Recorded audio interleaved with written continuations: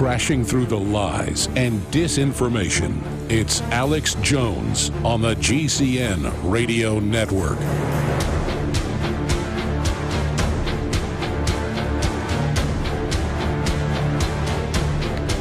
All right, we've got the one, the only Sean Stone with us about 15 more minutes. Then I'm going to air a special report, premiere it here on air. The UN wants to take over your town. And, you know, their capital is New York City. This is really happening. Now, continuing, we're talking to Sean Stone, film producer, film editor, TV host, TV investigative reporter with the new Jesse Ventura Conspiracy Theory show. He's one of the co-stars of it. I was honored to be involved, and I haven't even asked him. I think I'm in 3 or 4 of the 8 episodes coming up. I was on big Discovery Channel show, Inside Conspiracy Theories, or The Secrets of Secret Societies. I didn't even watch it. Everybody said it was pretty good Sunday night. That's how much I'm into myself. I'm not really proud of that. I just, every time I talk about myself, it feels really weird now. I used to have more of an ego. People think I'm an egomaniac. I'm really an aggressive person who wants freedom. It just feels weird to go. I didn't even watch myself on that TV show, but I'm definitely going to watch this TV show because I like the people that are involved in it. Sean Stone, we've got this clip. And again, I don't normally get into a lot of this stuff, but you know, you say you've been getting harassed and stuff. You're a prominent person, and I would guess that when you get these spoof 666 calls, we've had the NSA call us, and it says NSA, and we call the number back, it is the NSA. Well, I think that's someone spoofing it. So, you know, what makes you think with the harassment, you and your associate who've now put out this film about Greystone, that this isn't PSYOPs harassing you, sir? I have no idea that it's not PSYOPs, but that's why I think it's important to put it out, because if it is PSYOPs, it goes to show you what kind of PSYOPs these guys are into. And it's obviously, it is ritualistic. It's not just some pranksters in a basement messing around with this kind of stuff. Well, before we get to this, what do you make of all these Hollywood people, I'm not going to name names, but I'm sure you know about it, who say that there's a satanic mafia, that the major starlets are under mind control, that there's massive Satanism. We know about the Satanism, the Rolling Stones with a dead kid in their room and didn't get in trouble. It goes on, but all these other women coming out saying there's control, and famous male actors running to Canada and saying there's a mafia and they're Satanist. Is that really just a mafia trying to creep people out saying, ooga booga, we're Satanist, you know, wearing a white sheet? Or is there more to it? Because I've talked to some pretty high-powered Hollywood folks. I know you run in even bigger circles, but some of the biggest people out there, and they say, not just with Scientology and stuff, but that there are really weird cults and things out there.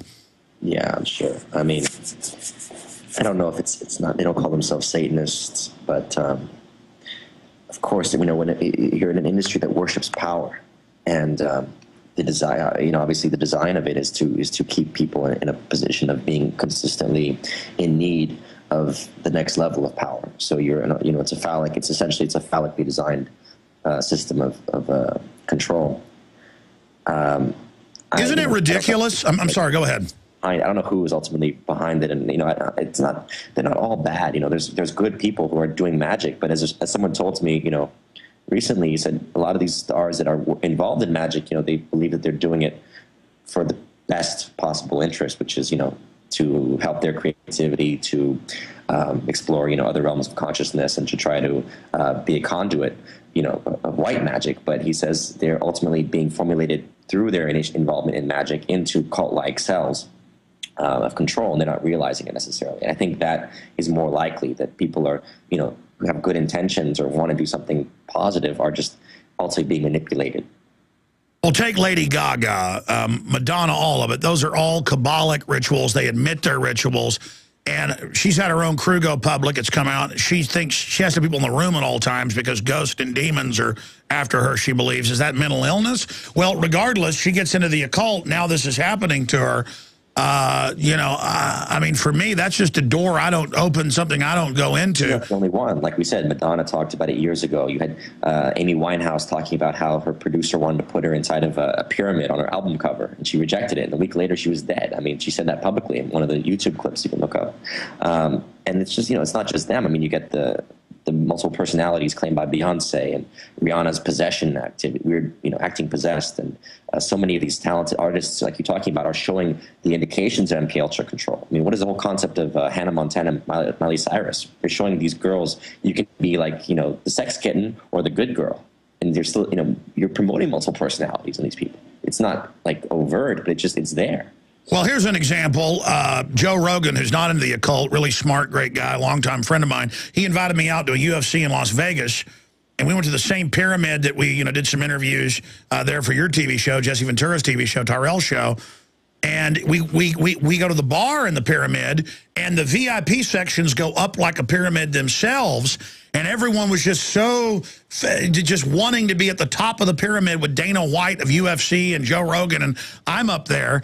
And I was looking down at the people in the different layers of the pyramid, looking up at us at the top of the pyramid, and it was like parrots, cockatoos in Australia that want to, get on the highest perch. It's just ridiculous. And, Joe wasn't even conscious of it. We were just up there drinking beer and stuff, but the other people were. And it was just so ridiculous to be being worshipped because I was sitting on the top of the pyramid. It's just ridiculous. Yeah. But that's why I say, the concept of Illuminati and the rulers being all evil is not true. And Mason's not true. There are many good ones because at the end of the day, it's your spiritual path. That's what you have to choose. It's your choice. Do you want to use the powers that you have? It's a Faustian question. Do you want to use your powers to serve God, to do what's right? Or do you choose the easy path to manipulate others, to gain worldly goods? And that's the choice every human being faces. So sure, but I don't even think Dana White and Joe Rogan, that's just the most VIP area is, with 3 or 4 levels, like a pyramid, inside the pyramid, in the bar, you go up steps to the top, you're at the best view of the dance thing. See how it's all designed where people that aren't into this don't see it. And I'm up here going, we're on top of pyramid, and everybody's looking up here at us. It was so incredibly obvious that we're inside a giant pyramid with Illuminati stuff everywhere, and I'm here with powerful people on the top of a pyramid. And then, I mean, why do the elites do that? What is the point of a pyramid within a pyramid? A pyramid within a pyramid?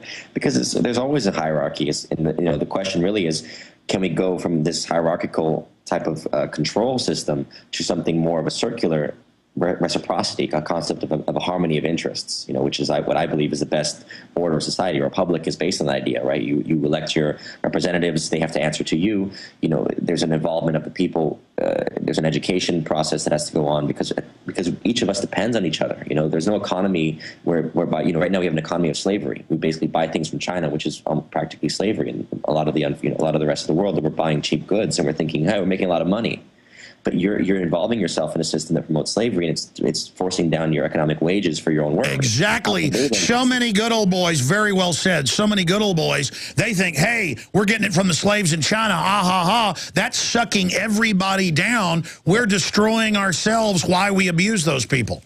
Exactly, and that's why the system as a whole is the pyramid. It's not about the Illuminati being illuminated people. There are illuminated people who are aware of it, but there are those who are just, who are really just feeding into this hierarchical system, who are not conscious enough to wake up. And so the spiritual path is waking people up to realize every one of us is responsible for our destiny. We have to become participants in this world. We have to recognize the problem and start to fix it. We can't simply, hey, sell out and just try to join the club and be at the top of the pyramid, as you said. Well, that's part of it. As it gets more and more destructive, as the sucking sound intensifies, as people start dying at the bottom, not just living in squalor, then to be in the middle of the pyramid is to be in squalor, whereas before the middle of the pyramid was to be wealthy. And pretty soon, it's a tiny elite in armored redoubts with robots and drones protecting them and just destroyed mayhem road warrior outside. And then they call that Agenda 21 and admit that Hunger Games scenario is what they're after, French Revolution-style Jacobinism. And then you find out that those at the very top actually are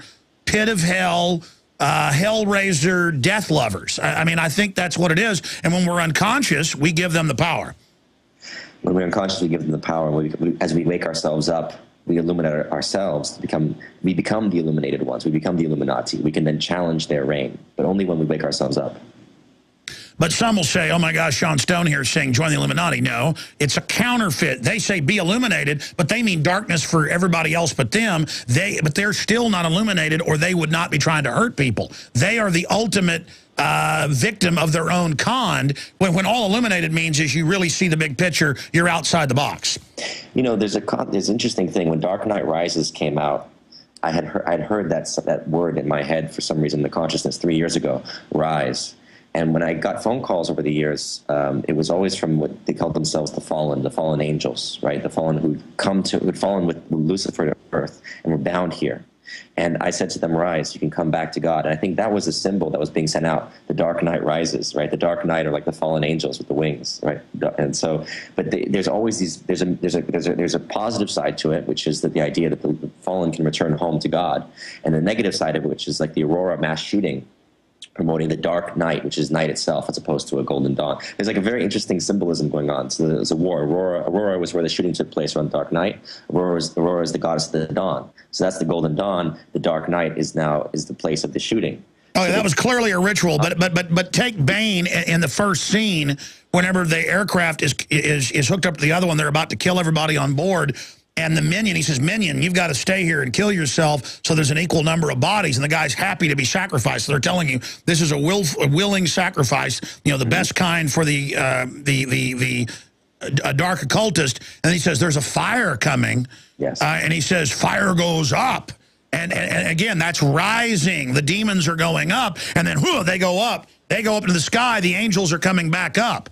There's a fire coming. Fire goes up. You're absolutely right. That was all a ritual. There's a lot involved in all these things, all these films. You know, you see it in Spider-Man films. You know, the triangles all over the place. The devil's sign that he's throwing. The last Spider-Man, the guy thinks he's going to the next level of evolution, becoming a reptoid. Reptilian, of course, yeah. There's all these things that just, you know, it's fun because it's like how the human mind is evolving, and they're planting the messages they want you to think about. And so it's, as I said, it's time for us to wake ourselves up, to start to listen and really think about what's being shown to us, and conjure an alternative route or a counter. Well, what Bane's saying is hell is rising, hell raising. Yeah. Fire goes up, a hell raising. Yeah, there is a whole emerging. I mean, it was released on June 20th, which I think was the day of one of the moon landings. It's a very powerful day as far as astrology is concerned. So there was a lot of just a convergence of energies in that day, and I think, you know, we're in 2012. It's been an interesting year, man. I've seen people waking up more and more. They're recognizing karma. They're recognizing the consequence of their actions. So hopefully this is an opening to a more positive era, a realization of us as human beings and respect for each other as human beings, as opposed to becoming more virtual, which is where I think a lot of it's going with the technology side of the Apple and you know, the Mac revolution and whatnot. It's like they want to put us into a virtual reality. And I say, no, we're in a physical reality. Let's treat each other as such, and let's try to elevate our fellow man in a physical context, not just in a virtual context. I agree, and only use the virtual to reach into the matrix and warn people. Indeed. Wow, powerful. Let's play this clip. Now, what is this we're about to hear and see? This is a phone call that Alex and Wraith and I received, and we received a string of them from people claiming to be associated with Albert Pike, who was... You know, he was a dead head of the Illuminati from the 19th century, and I think some people say he's still alive because he entered a different dimension, as is Aleister Crowley, apparently still alive, or time traveling or whatnot. But this was a group that was associated with him doing a ritual, calling us to try to basically tap into an energy, because we're working on our next film project, and they're basically trying to tap into the energy that we're creating, which is a positive, cheerful comedy of the fist, raising the fist, you know, which is basically the old symbol of revolution and resistance, right? We want people in the streets again. We want to have real characters in film. We want to enliven the spirit, and they're trying to tap into it and create a darker energy around us. And so that's what they did by calling us and doing a ritual. You'll hear this ritual that they're performing. They're trying to basically steer our energy in a different direction, a negative direction. All right, let's go to that clip. Here it is. The Dark Fist rise?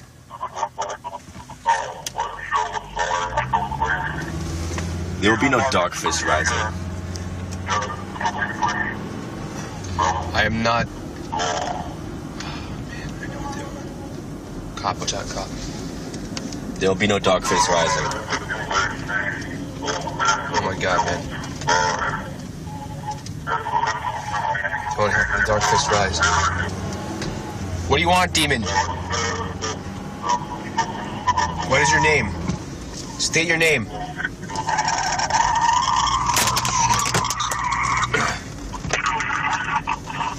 In the name of God, you are banished. You should pray. I am. What prayer do you know? State your name. Fuck. Just say a prayer.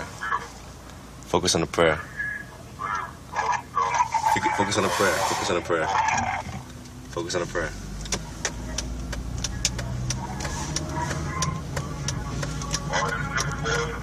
You're doing a ritual to try to... State your claim. State your claim.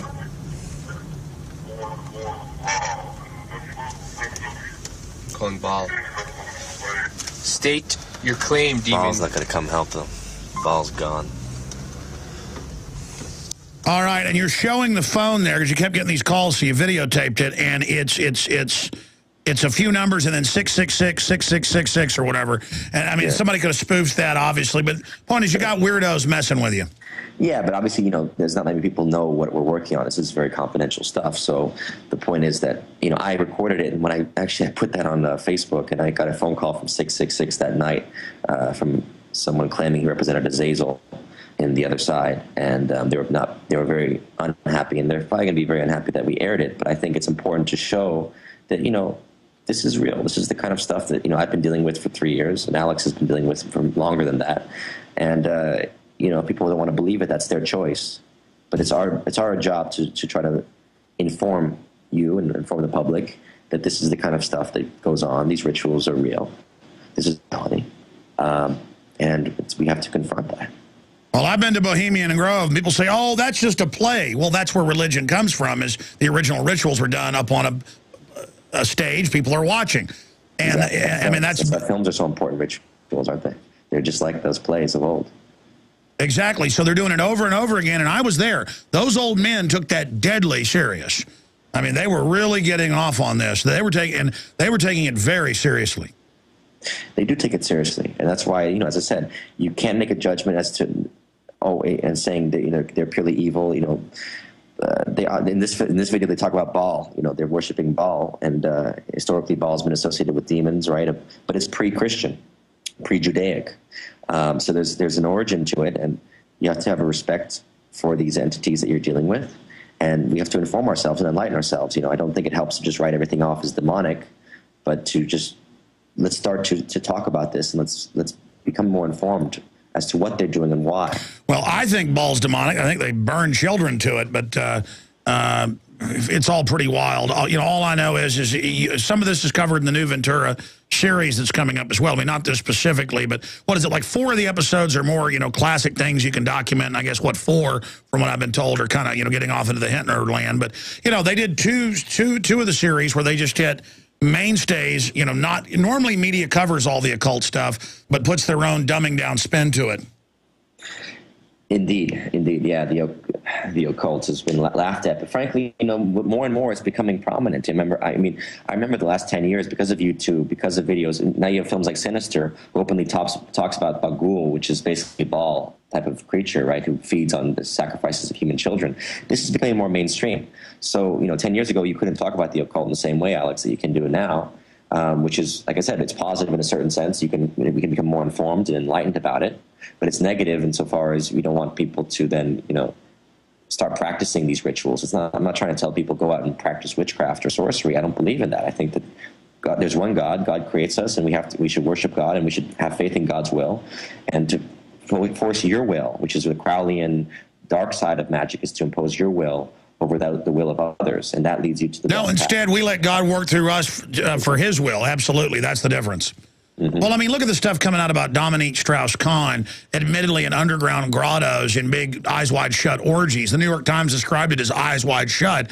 And this stuff's just coming out in the open. I mean, again, that's all about the will to go in public and have sex with people. It's all about, because that's not really fun. I mean, from normal people, in my view, the whole point is about having the will to go out and do wild stuff like that. And that's just a doorway into deeper things. It's a doorway, as you said, and it indicates certain levels of possession. You know, I've seen it in people who they blank it out. Like it's like drinking too much. You know, you get even alcoholics. They don't remember what they're doing. Demon possession is similar. There are doorways that's how they control these. A lot of people, these people, I think, are under control of these entities or whatnot, the dark forces, and they're not always, you know, in control of their own faculties and are aware of it because they've given their soul. And that's the one thing I've always been asked. You know, it's like, give us your soul, and I always say, you know, you can't have it. God, my soul belongs to God. I don't know how I can give you my soul anyway. Only God can give it to you. Well said. Sean Stone, thank you so much for spending time with us. Where can people find out more about the TV show or websites, Facebook, Twitter? So Conspiracy Theory is coming out November 7th. There's a Conspiracy Theory Facebook page. Got a lot of followers, so they should check that out. Like I said, Greystone Park, my feature film, is out on DVD, on Walmart, Blockbuster, and on demand. There's a Facebook page as well for that. And then the next movie, Enter the Fist, which is going to be an action comedy to counter this kind of dark fist nonsense that they want to do, Dark Knight, dark everything. Enter the Fist is going to be an action comedy. It's going to be good spirit.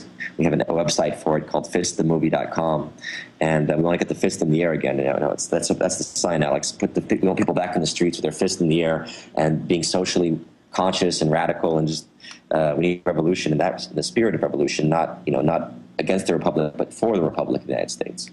All right, Sean Stone, thank you so much for the time. Maybe we'll cross our fingers and you'll get your daddy on here to talk about his TV show. Because, I haven't asked you before to try to get him on, but now that his history show is coming out, I'd really love to help him launch that. Thank you so much, Sean Stone.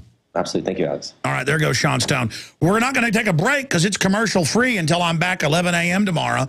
We're going to take not a break, but a chance here to air at least part of, as we get John Rappaport, investigative journalist, on, who I appreciate coming on a little bit late. The UN wants to take over your town. And then we're going to post this video up at Infowars.com. This is a part 3 of Melissa Melton and Aaron Dykes' report on just here around Austin, Texas, where they're coming in and taking over the private property and things, and it's all UN funded, and the UN brags that that's happening. So here is the UN wants to take over your town. Folks, donate at InfoWarsMoneyBomb.com. That's the money that helps have reporters to do this type of reporting to be able to fight the globalists. There's too much for me to handle. That's why I've hired the reporters. We're launching the TV show. We're trying to get the satellite uplinks and get everything paid for. InfoWarsMoneyBomb.com. InfoWarsMoneyBomb.com. Physically support. Don't just say you support us. Spread the word, donate, buy books, buy videos. All the ways you can support InfoWarsMoneyBomb.com, and email InfoWarsMoneyBomb.com out to everybody. Tell them, hey, Alex Jones is on right now, 48-hour marathon broadcast with amazing special guests, special reports, and more. Here's one of those, and we're coming back with John Rappaport via video Skype. Stay with us.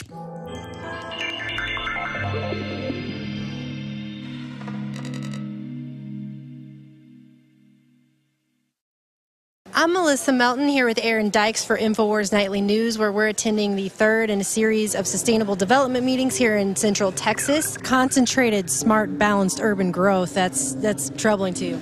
That's downtown Austin.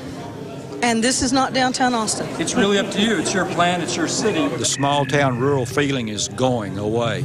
This is how Agenda 21 takes over a small town. For the purposes of the survey, go with your gut. However, we've given you a hard copy of the survey. This is a typical kind of push-pull sort of meeting. It's based on the Texas Triangle thing, where they're trying to increase density between Dallas and Houston and San Antonio, and Austin just happens to be in the middle of that. These plans were created by a stakeholder group, correct? Which plans? Plans that you guys are talking about here, the ones that you're bringing here. We're still in the process of trying to understand what people want in their towns.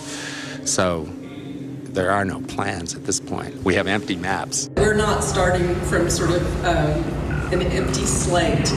We don't have a single solution or agenda that we're trying to impose on everyone. They're telling planners how to lie to the people and how to lie to elected officials, and how to manage people like us, how to shut us down. ICLEI's local Agenda 21 planning guide laid out the formula for successful implementation of sustainable development schemes, starting with a partnership and using a community-based issue analysis before putting the plan into action, then implementing and monitoring its subcomponents. Maurice Strong, the leading voice behind the United Nations Agenda 21, endorsed the local Agenda 21 planning guide, calling upon local and regional municipalities to, quote, hit the trenches, saying, of the many programs that have resulted from the Earth Summit, none is more promising or important than this one, which has hundreds of local authorities around the world now setting out and implementing their local Agenda 21s. The planning guide explains how the use of local and community terminology gives legitimacy to this implementation of sustainable development, all while the stakeholder group made up of local corporations and bureaucrats is given the real power. I'm here with Jeff Barton, and he's been kind enough to speak with us at the past two meetings, both in Hutto as well as in, where was the first one at? Elgin? Elgin. Well, I tracked down the local Agenda 21 planning handbook. The local Agenda 21 planning handbook, okay? Yes, sir. All right, looks interesting. Who puts it out? It was published with the United Nations Environmental Program, and it was published with the ICLEI. That's an NGO for local Agenda 21 implementation. Okay, all right. I find it interesting they use a lot of the same buzz terms. For instance, they've got a glossary here of some of their sustainable development planning. They've got community meetings. They've got public hearings. They've got vision building. They've got workshops. And they've got specific outlines for how to approach the community, how to define and build the stakeholders groups. A lot of the same terminology we see in the Sustainable Places Project, developed through the consortium with CAPCOG and the other groups. I don't feel like that's direction from the United Nations, or from any nefarious group.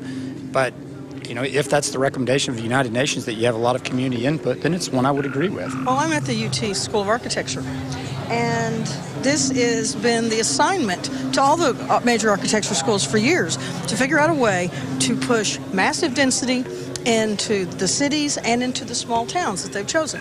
And this particular thing is nothing but a Campo-related deal. For more than 10 years, Campo and related entities have been pushing the larger sustainable development agenda as set out by the United Nations here in Central Texas. 1998, the Transportation Equity Act for the 21st Century, TEA 21, is enacted at a taxpayer cost of $218 billion for 6 years. The Smart Growth Initiative begins, and Austin, Texas hosts a National Development Conference. 1999, Central Texas Sustainability Indicators Project is launched. 2000, Capital Area Regional Transportation Planning Organization begins meeting. Transportation Excellence for the 21st Century, or TEX 21, implements T21 regionally. 2001, Envision Central Texas, ECT, and the Center for Sustainable Development, CSD, at University of Texas, Austin are both founded. 2002, Envision Central Texas holds its first public workshops and gathers community input in 5 Texas counties. 2005, the Capital Area Metropolitan Planning Organization, CAMPO, publishes its 2035 Regional Growth Concept Initiative. 2009, the Central Texas Green Print for Growth, a regional action plan for conservation and economic opportunity, is published by CAPCOG, the Trust for Public Land, and Envision Central Texas. 2010, the Capital Area Texas Sustainable Consortium receives a $3.7 million HUD grant, and the Sustainable Places Project begins. 2011, CAMPO releases a growth monitoring report spanning 2006 to 2010. 2012, Obama signs the $118 billion MAP 21, aka Moving Ahead for Progress in the 21st Century, to continue the TEA 21 initiative. More recently, we've seen local communities pushing back across the map, rejecting HUD grants and refusing to participate in Agenda 21. We've seen members of the community begin to ask their own questions and speak back and give their own spontaneous feedback, something we didn't see at the past meetings, and in some cases it was a heated exchange. I own guns. I don't think they're going to take heavy. We'll go back and catalog. Please don't take my comments negative. I support you 100%, but I want to make sure that what you deliver is something that's acceptable to Dripping Springs. They were actually standing up and interrupting their pre-scripted PowerPoint presentation with their clickers and their questions. I mean, we had one guy stand up and say, "This isn't cool. You've got 4 questions coming up, and all of the answers are bad. What do? I don't want any of these." So was there an option on these 4 different questions to vote none of the above? Otherwise, This community goes back with the idea that we want some of each of these 4 things in that area. It was really throwing them off. So how do we raise it? What I would ask is to go ahead and note that, again, on the hard copy of the survey. We are collecting those. We are tabulating. That's exactly what you're instructed to do. They're like, oh yeah, you write that on a Post-it. We'll be sure and put it in the round file later. But you're welcome just to grab a pen and a sticky note and give us ideas about things you'd like to see. Effectively, the people in here, by making multiple choice questions in a limited range of options, have effectively endorsed some big effort to go build a high-density community, basically so that they can go back with a manipulated set of data that says the people of that community want this. Well, we didn't have a choice. So to just give you a little bit of a rundown on how the keypad survey is going to work, all of the questions... Why are these people here? You know, why do they bring technology with them to kind of do this? I've seen in so many projects around Texas for any kind of development, huge amounts of money spent in the planning stage. Does this grant go to any actual physical development, or is it just planning? It's planning. The entire grant? Yes. Were you aware that the $3.7 million they were awarded for these grants doesn't go to any kind of actual development? It goes all in their pockets towards planning? I figured, and I didn't realize it was so much money. How much is your firm getting from this grant money? We're subcontracted. I don't even know what the exact number is. Okay. It comes down to all the planners, and then our firm has a fraction of that. So it's a very small fraction of that. No discussion about who's really going to make the decisions and what where the money is going to come from for doing this. And we're kind of moving into the Hunger Games kind of a community situation, right, where we pack ourselves into little communities. And I've seen the maps that the UN and that the Sustainable People put out with lots of little pinpoints around the map, lots of open space, and most of us here today live outside this community area, own homes that have, I've had property here for 45 years. So we have property that we like to be able to do with what we want. Tonight, we've definitely seen a lot of outspoken community members who were not ready to just pick choice A, B, C, or D, but actually wanted to be able to speak out and say what they felt about these planning meetings that are coming here. Who are these anonymous groups driving this agenda who have the grant money? And you hear them wrapping up the meeting behind us, so we'll bring you more details on this report and future reports as they come along. They're planning our future with, it doesn't seem like a lot of input from us. For InfoWars Nightly News, I'm Melissa Melton. And I'm Aaron Dykes.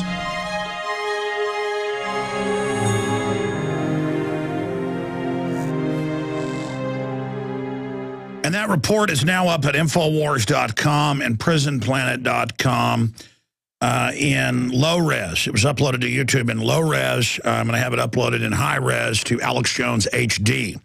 So go over to the Alex Jones channel on YouTube, and you see all the new channels we've got that are in HD. I'm going to make sure the 3 reports they do get up in HD.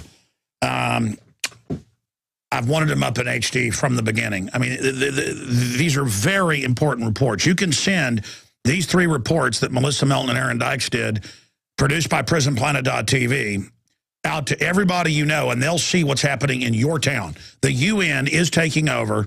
Just going around Congress, as Schwarzenegger said 3.5 years ago at Copenhagen. He said, well, if we can't get it done here, we just go to the state level in the cities. Go look it up. It was in the news. I would take it over. And literally, they decide where you can build and take your property. And I'm sick of it. I mean, listen,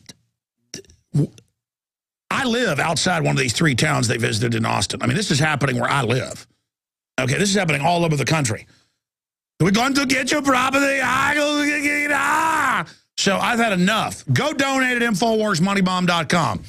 In just 6 towns around Austin, they got over $3 million to send in UN minions to go create an operation and rubber stamp that we all want to have our property turned over.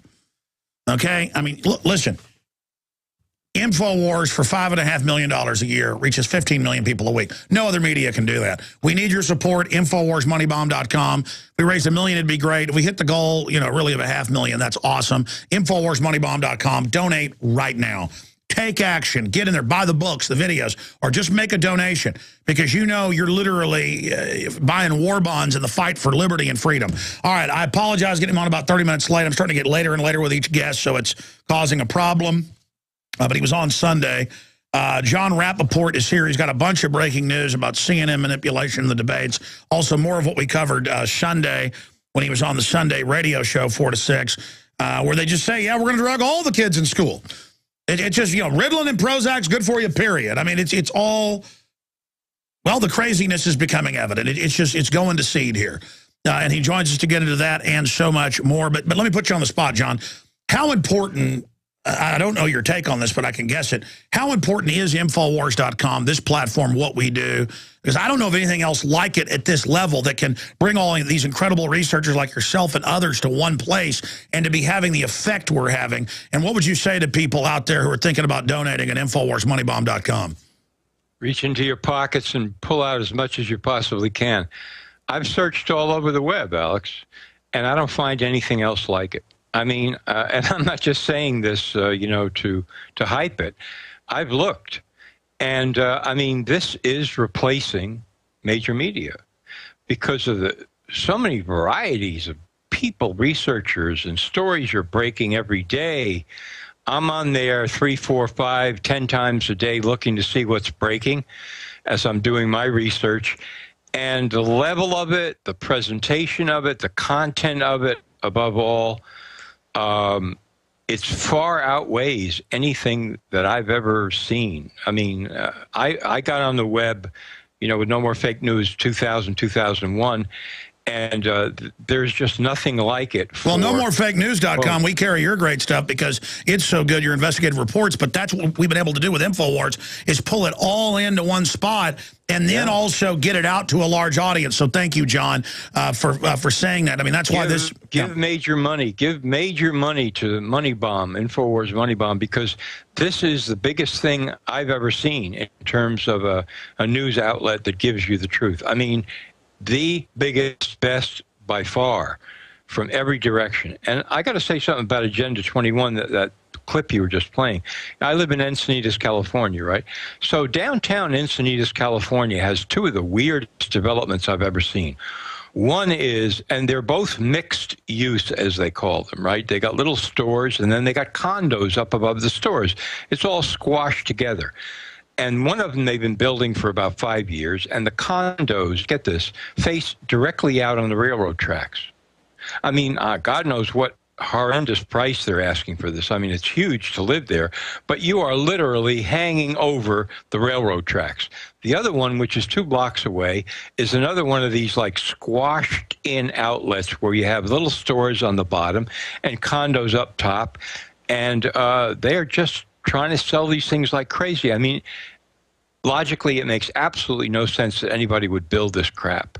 It's obviously an agenda to bring everybody close in together, live, shop, don't go anywhere, just go from your condo to the store, back to, you know, and then leave empty space all around it. It's total insanity. It is. Okay, I'm going to try to give you the floor. In fact, I'm going to be here, but I'm going to step back and turn my mic off or I'll interrupt because I start getting ideas and want to back up what you're saying. Get into the CNN first or get into the drugging of the kids, because for the next 30 minutes ahead of our next guest, when Mike Adams comes in to co-host, well, he's going to be the host for 2 hours. You've got the floor, Mr. Rappaport, here. You're hosting for 30 minutes. It's all yours. Okay, Alex, thanks. All right, let's start with the CNN story. Just breaking now.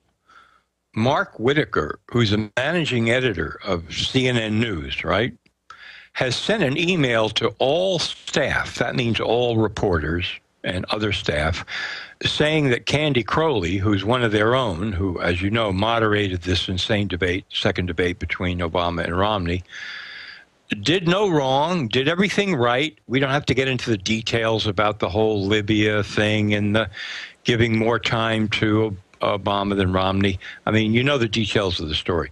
But the point is that now, all of a sudden, the managing editor of CNN News is, I mean, you can't mistake it. He's directly ordering all reporters on CNN to avoid any criticism of Candy Crowley, because she happens to work at CNN, but more importantly, because they want the Obama side of the story to succeed. This is unbelievable. I talked with a national news reporter who's going to have to remain nameless and said, in all of your years working at your network, this is not CNN, have you ever seen a directive come down like this? The answer was absolutely not. I mean, the implication, I think, was, you know, if they're going to tell you how to report the news, they're going to do it on the QT. This is wide out in the open. I mean, the email was leaked, but it was easy to get. And now it's starting to be reported. I mean, can you believe this? You're working for a news organization, and the boss suddenly writes a puff piece about one of your own reporters and says, don't go after this reporter. No criticism. You've got to just say it was all wonderful and she did a great job. And in this email, you can read it yourself and see, oh, our girl did a fabulous job. It was wonderful in a difficult situation, nerve-wracking, yes. And she performed marvelously. Isn't it a fabulous thing? This is direct censorship of the news internally by the head of CNN over all of its own reporters. Complete insanity. Second big story I talked to Alex about on Sunday here on Infowars.com, and give money to the money bomb. That's why we're here, folks, for 48 hours. This is by far the most ambitious and successful truth news outlet anywhere in the world, Infowars. It staggers me every day to see how they do it, with how much professionalism and how much content and how many stories they're breaking all day long. I mean, if the New York Times could do a third of this, of course they wouldn't. They would actually not be in the financial hole they're in. But that's another story. Okay, so, in fact, the New York Times ran this article about 10 days ago, didn't really understand what they were talking about in the article. I mean, this happens so often with mainstream media outlets. They run the story, they reveal some incredible facts, and then they just skirt away from actually admitting the implications. Well, two psychiatrists are leading up the charge to drug school children in poverty-stricken inner-city areas around the United States, to drug them with Adderall and other ADHD drugs. These are stimulants, speed-type drugs, have horrendous side effects, and they want to do this, and they're doing it already, without even making a diagnosis of ADHD in many cases, or just fabricating a diagnosis as an excuse to drug the kids for, get this, social justice. This is the new watchword. You see, we've got to put these kids from inner cities on a par with kids from wealthier families in school. We've got to increase their school performance, and so the only way to do this is to give them speed. Well, we call it Adderall, but that's what it is. It's an amphetamine-type drug. We've got to drug as many of these kids as possible so their school performance increases. Well, as I wrote in my article about that, first of all, that's a total lie, because even the American Psychiatric Association admits that in the long term, these drugs do not improve school performance, so that's complete crap. Complete and utter crap. Secondly, the drugs have intense and horrific side effects. I printed a whole list of those, including psychotic episodes, hallucinations, aggressive, violent behavior, etc., etc., etc. So what's happening here is very much akin to what happened in South Central Los Angeles many years ago, when top investigative reporter Gary Webb broke the story in the San Jose Mercury about the importation by the CIA of crack cocaine into South Central Los Angeles, which helped to destroy that entire community. This was in order to, quote, fund the Contras who were at war in Nicaragua at the time. Well, this is a very parallel operation to that. Except in this case, we're talking about pharmaceutical drugs that deliver horrendous effects, including atrophy of the brain itself. Shrinkage of the brain is what happens when you give a kid, and that's what they're dealing with here, these ADHD speed drugs. So this is a form of torture. Also, in the inner cities, look at the volatile mix that you already have there. Complete wrecked poverty, no jobs, no prospects, no hope, no schools to speak of. Add them all up, including already violent behavior breaking out to a greater degree in a number of inner cities in America. And now add to that gasoline mixture, the lit match of these drugs which cause violent, aggressive behavior. Adderall, Ritalin, and other ADHD drugs. And so what we're looking at here is this whole baloney about doing this to equal out school performance for social justice is absolute insanity. It's a cover story, in fact. And what's happening under the cover story is this is yet one more assault to try to increase the level of violence and criminal activity, including homicide, in inner cities by flooding them with all of these high-powered, horrendous drugs like Adderall, Ritalin, and other speed-type drugs. If that weren't enough, add to this.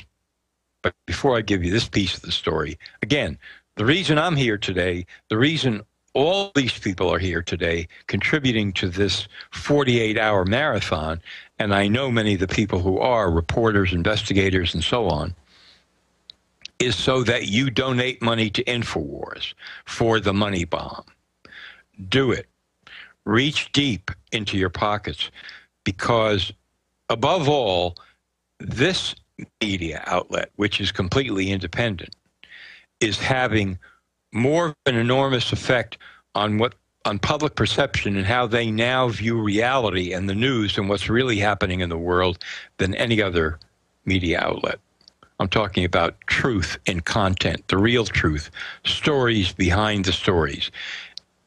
I'm very serious about this.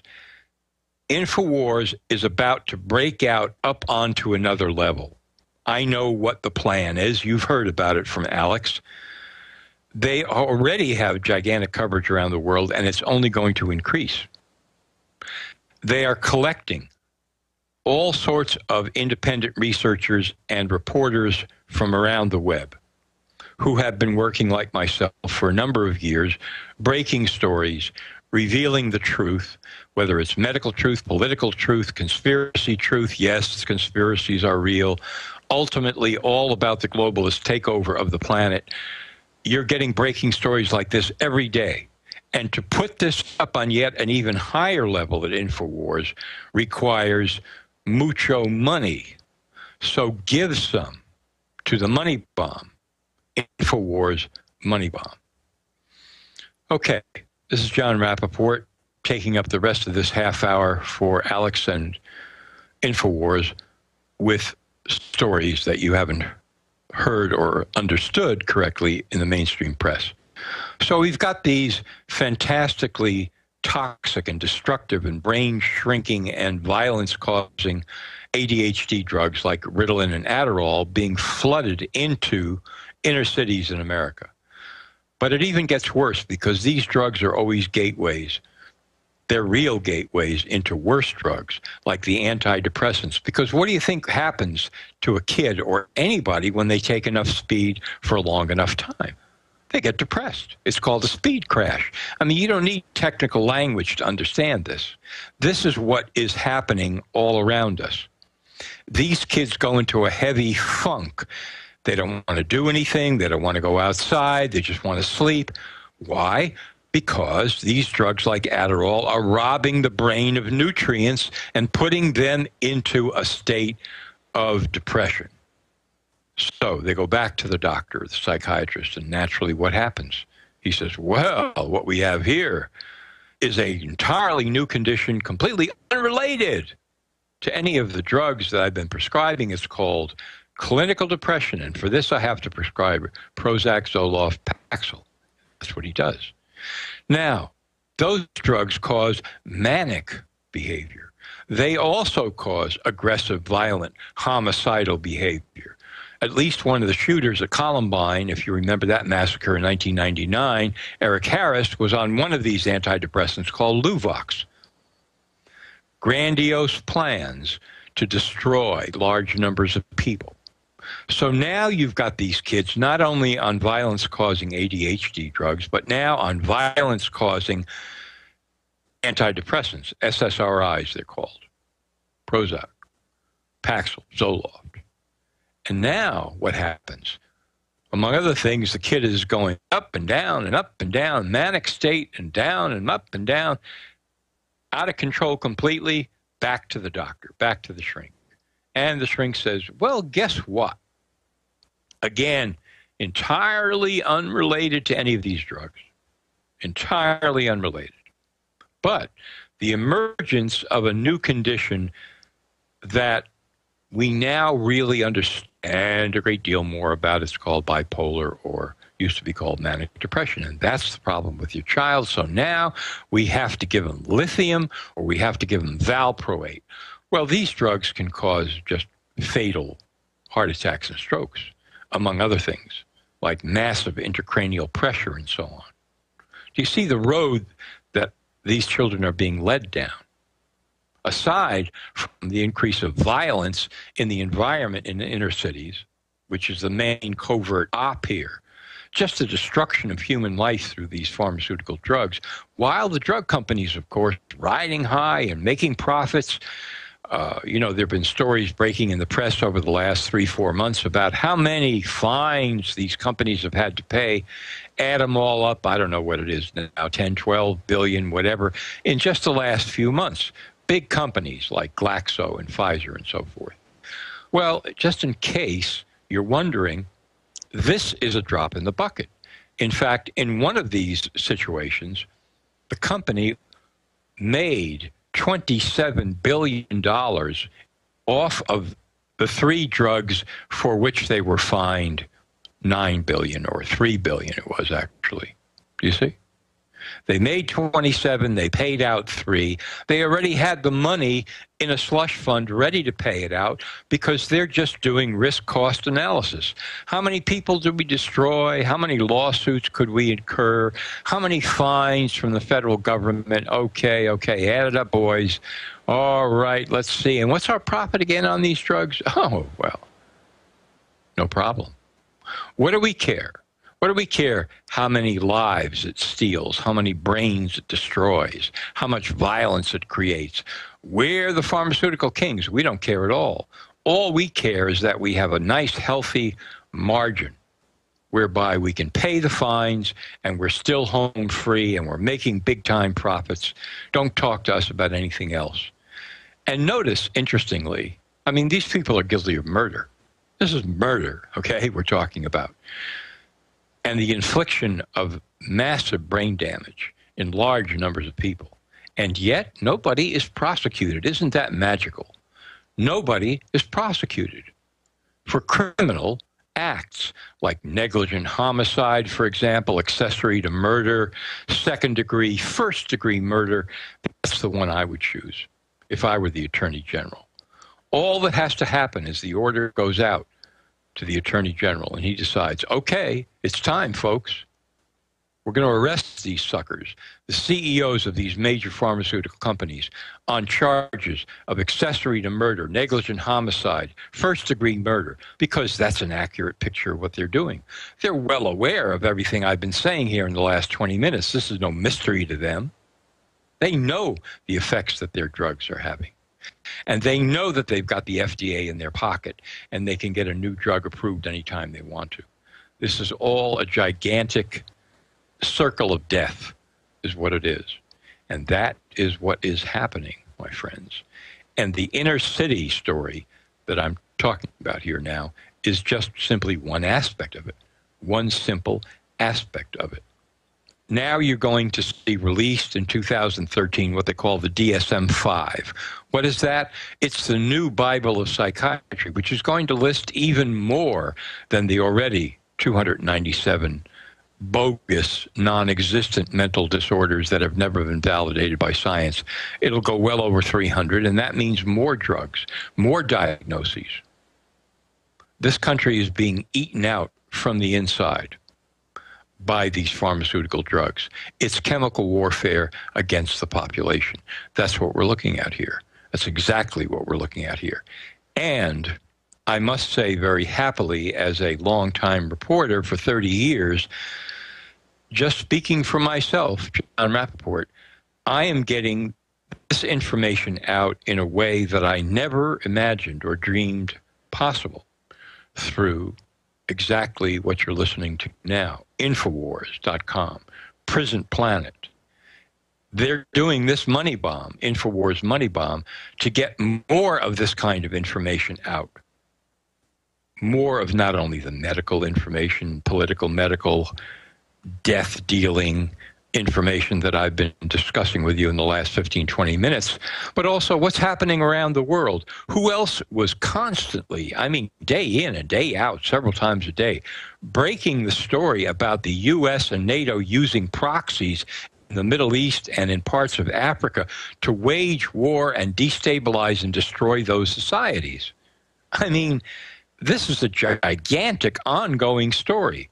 And where have you seen it more deeply exposed through so many different vectors and reporters and researchers in exactly the way it should be than in Infowars.com, just to give you another example.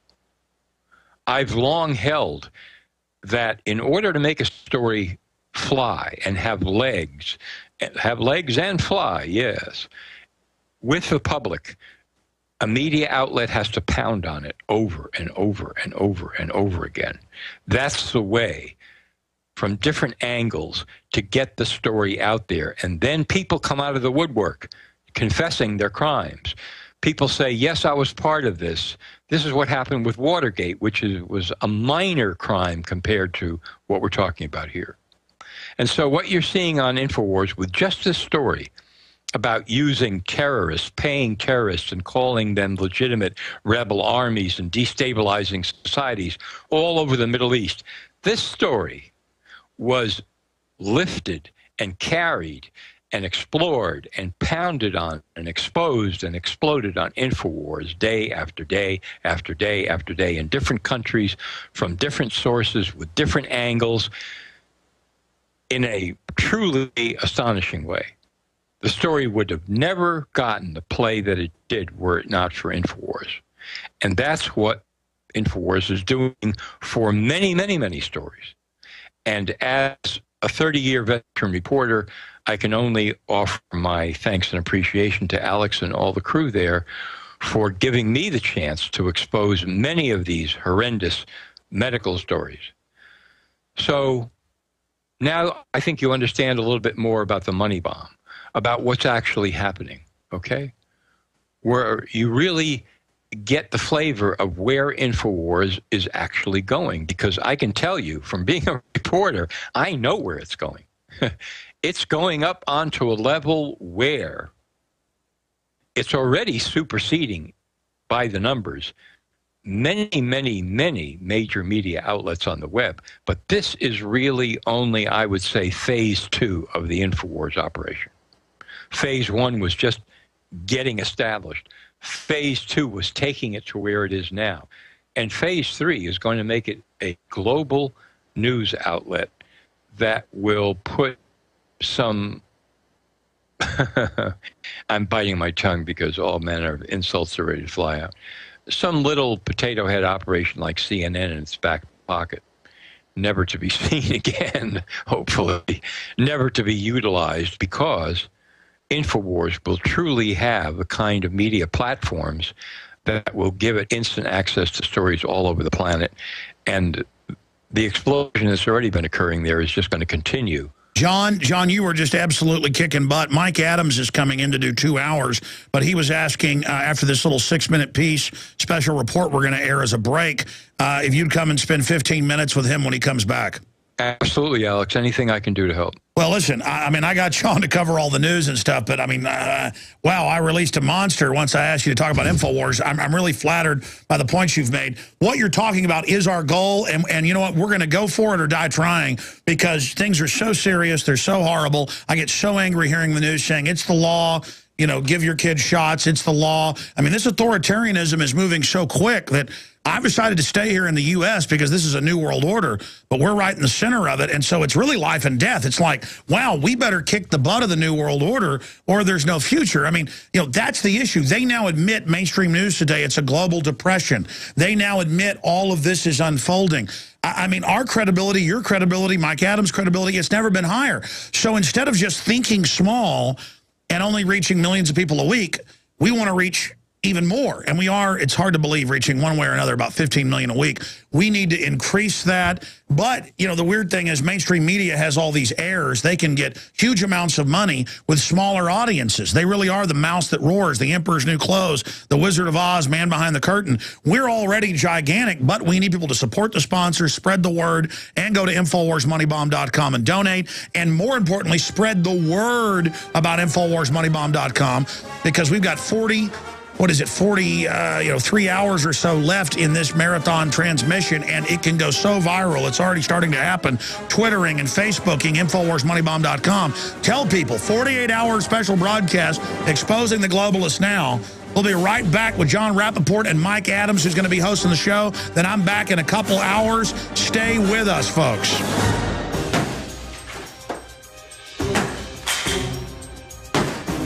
All right, New World Order. We're coming for you! If you are receiving this transmission, you are the resistance. It's the 2012 InfoWarsMoneyBomb.com special transmission. We'll be right back with more news, special guest, and your calls.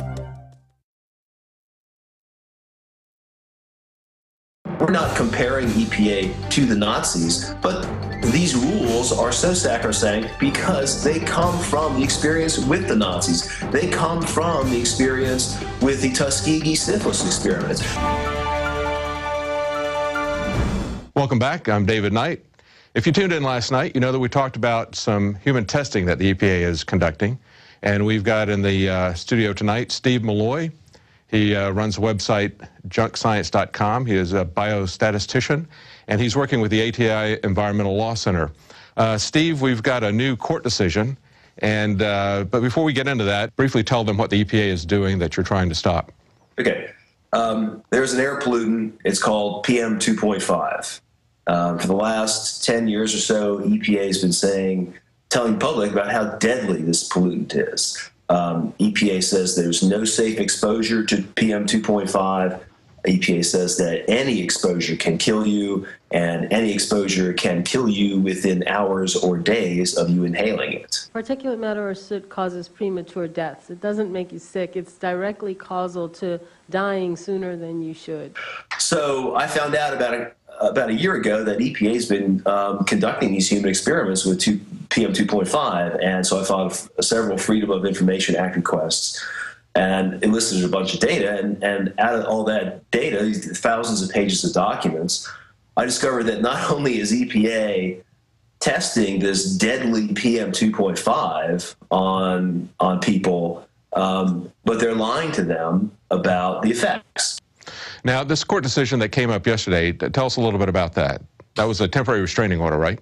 Well, we have filed a lawsuit to get all this stopped because this violates every rule, regulation, ethical standard set since World War II governing the protection of human subjects involved in scientific experiments. In addition to our lawsuit to get all this stopped, we filed a emergency motion for a temporary restraining order yesterday to get the ongoing trial stopped, because right now there's a trial where EPA is exposing people to PM 2.5 and lying to them about it. Just to cut to the chase, the judge ruled for EPA, saying that, well, it doesn't appear there's subject matter jurisdiction, but the remarkable thing about this is that here's a federal court who hears that EPA exposing people to this deadly substance, lying to them about it, and we're worried about, the Marcus of Queensberry jurisdiction rules. Yeah. It's kind of crazy. Now, in the jurisdiction, was he saying that, this isn't something like you were in the wrong geographical area or something like that? When I got I got something here from David Schneier, and who's your counsel, and he said that Judge Tringa, is that how you pronounce his name? Tringo, was uncomfortable with EPA's claim that there is no situation in which a court could review their human experimentation on the basis that research is not a final agency action.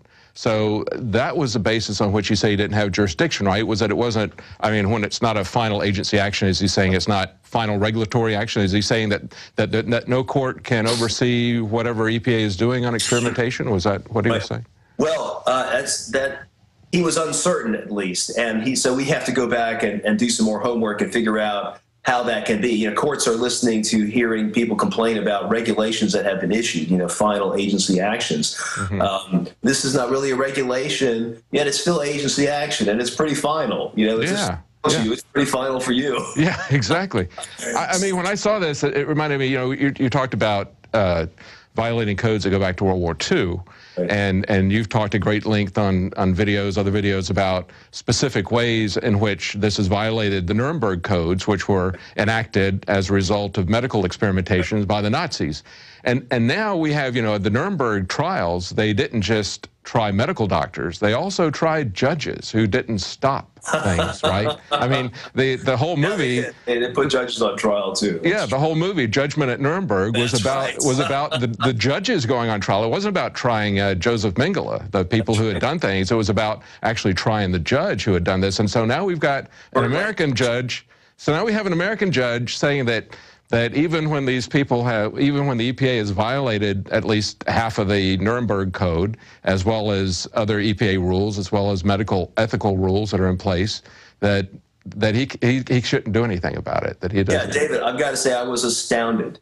Yeah. Because we laid out a good case of what EPA is doing is, I don't care how you slice it, it's illegal. It's a crime. You can't lie to people about exposing them. And when the government doesn't exercise any accountability over its agents, at some point, somebody has got to hold some of these actors accountable for what they're doing when they do criminal things and when they violate their own rules and regulations. You can tell me that there are these rules under which EPA has to act, but nobody can enforce them? Right.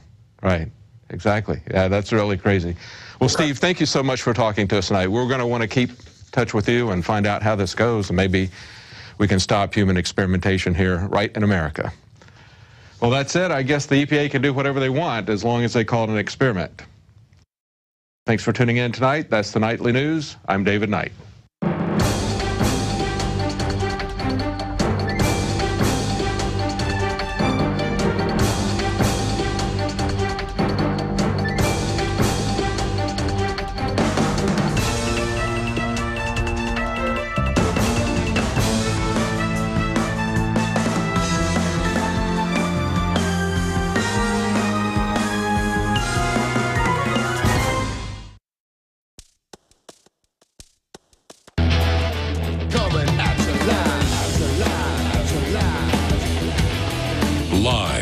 Austin, Texas, broadcasting worldwide. It's Alex Jones. It's a reliable source of information. 50,000 unstoppable watts. All right, welcome listeners and viewers. Welcome back to the InfoWars Money Bomb. This is Mike Adams, the Health Ranger, hosting with you today. Thanks for joining us. I'm going to be your host here with Jon Rappoport, especially here for a few minutes. We're going to chat about vaccines and some other issues, and I'll be here for the next 2 hours or so, bringing you some breaking news on GMOs and many other areas. And I'd also like to take some calls, too, so get a discussion going in some interesting areas. First of all, I know Jon is with us still on video, and I've got some questions for Jon Rappoport, and thank you, Jon, for staying with us. But first of all, I just want to say thank you to the InfoWars team and crew for all that you do, and thank you for the invite for me to be here today, bringing more information to all the listeners and viewers out there who are interested in freedom and liberty. And if you want to help support that liberty, of course, donate at InfoWarsMoneyBomb.com. And I'll share with you some things that I'm even doing behind the scenes to help support InfoWars. Talk about that in the next hour. But this is the most important new media organization anywhere. This is it. And this is what's going to be left remaining when all the old media, the dinosaur media, collapses, either due to financial problems or just lack of credibility. They're just going to implode because, well, they don't report the truth. So you can't really stay in business very long if you're not reporting the truth. in any case, I want to bring in Jon Rappoport, who has, of course, been hosting here or has been the key guest here for the last hour or so. Jon, can you hear me? Are you with us? Yeah, I am. All right. Hi, Mike. How you doing? Awesome, Jon. I'm doing great. It's good to be with you here on the InfoWars Money Bomb. Wow. What a segment. You just talked about InfoWars and why it's important. Big picture, what's on your mind these days other than this money bomb? Well, it ties in so closely with things that I've been writing about and researching for years and years. And I know you know this, Mike. You know, people say, well, everybody's hypnotized by the media. Yes. Okay, we got these major media outlets, and they're beaming the same stories into your mind day in and day out, month, year after year, decade. Sure, everybody's hypnotized. Okay. And now, all of a sudden, we're seeing something that really counteracts that. Yeah. You know, here comes InfoWars along, right? Okay, now they're getting bigger and bigger and bigger and bigger and bigger. Only the difference is that they're telling the truth. Yeah, and I love how InfoWars works with people like you and I as a team. You know, when I come in here and I talk to Alex and I talk to the crew, there has never been any sense of competition or territory. It's always been a sense of we're all pulling in the same direction. Let's help each other in the best way that we can. And I feel that sense from you as well, Jon, with all that you do. And when you come on InfoWars, when you come on my show, when you write for Natural News, I mean, we're all pulling in the same direction. It's a beautiful thing. It is a beautiful thing. And so naturally what's happening now, you know, the counter theorem is coming true. Yes, if you have major media lying to people all the time, yes, they will become hypnotized. But if you have a new major medium that isn't lying and is reaching millions and maybe even hundreds of millions and billions of people, who knows, like InfoWars, then you're going to get people waking up. And when you have multitudes of people waking up, nobody can predict the outcome of that. I mean, that's not an experience that we're familiar with, see? It's like, yeah, we all know what happens when you put people to sleep for 15, 20, 30 years through the major media. Yeah, we know about that. But the thing we don't know is what's going to happen when this money bomb at InfoWars collects $1 million and moves up onto another platform, and they're on television stations all over the world, and then you've got millions more people waking up at the same time to the truth and to how much they've been lied to. We don't have any precedent really for that to say, you know, but the one thing we do know is the world is never going to be the same, that's for sure. You know, and the worse the situation gets in the world, the global debt collapse, you know, fiat currency blowout, war in the Middle East, you name it, GMO, genetic pollution, agricultural catastrophe, runaway replication of bad genes in the crops, for example. The worse things get, the more people turn to what used to be called the alternative media, you know, InfoWars, NoMoreFakeNews.com, your website, Natural News, other sources like that, Drudge, and so on. People like G. Edward Griffin, who deserves, you know, big kudos for his lifetime of effort in this whole area. But if you think about it, we all used to be called the alternative media. We're not alternative anymore. Really, we are the new mainstream media, the only media that is actually attempting to tell the truth every time. Now, we don't get it 100% right. Sometimes we make mistakes and we correct them. But the old dinosaur media is trying to lie to you. That's their game plan. Whereas our game plan and your game plan, Jon, is to try to tell the truth as much as possible. That's a vital distinction, I think. They're trying to lie. In other words, you know, we're not going to be able to raise your salary this year as a VP at CNN because although you tried to lie every day, it didn't work out as well as we hoped. I mean, your lying quotient was not as high as we wanted it to be. So we're going to have to leave your salary at the same level. I mean, that's basically what we're dealing with here, you know. I go on Natural News. I mean, the stories, I'd like to hear the latest on the GMO because every time I go to Natural News and then also InfoWars, it just blows my mind. So well, let me share. Let me give you a little hint of what's coming up. Where did I put that paper? All of Alex's news is here too, and here we go. So this is just a hint of it, but we've got a guest coming on next hour who will break this down in more detail. But here's the thing. You know, the GMO labeling campaign, the Proposition 37 in California, it turns out the No on 37 campaign that's been funded by Monsanto, DuPont, all the chemical companies, you know, PepsiCo, Coca-Cola, and so on, they've been caught breaking the law, inventing fake FDA quotes and mailing those out with an FDA seal on it. Wow. This is a violation of federal law. Wow. And they're just lying.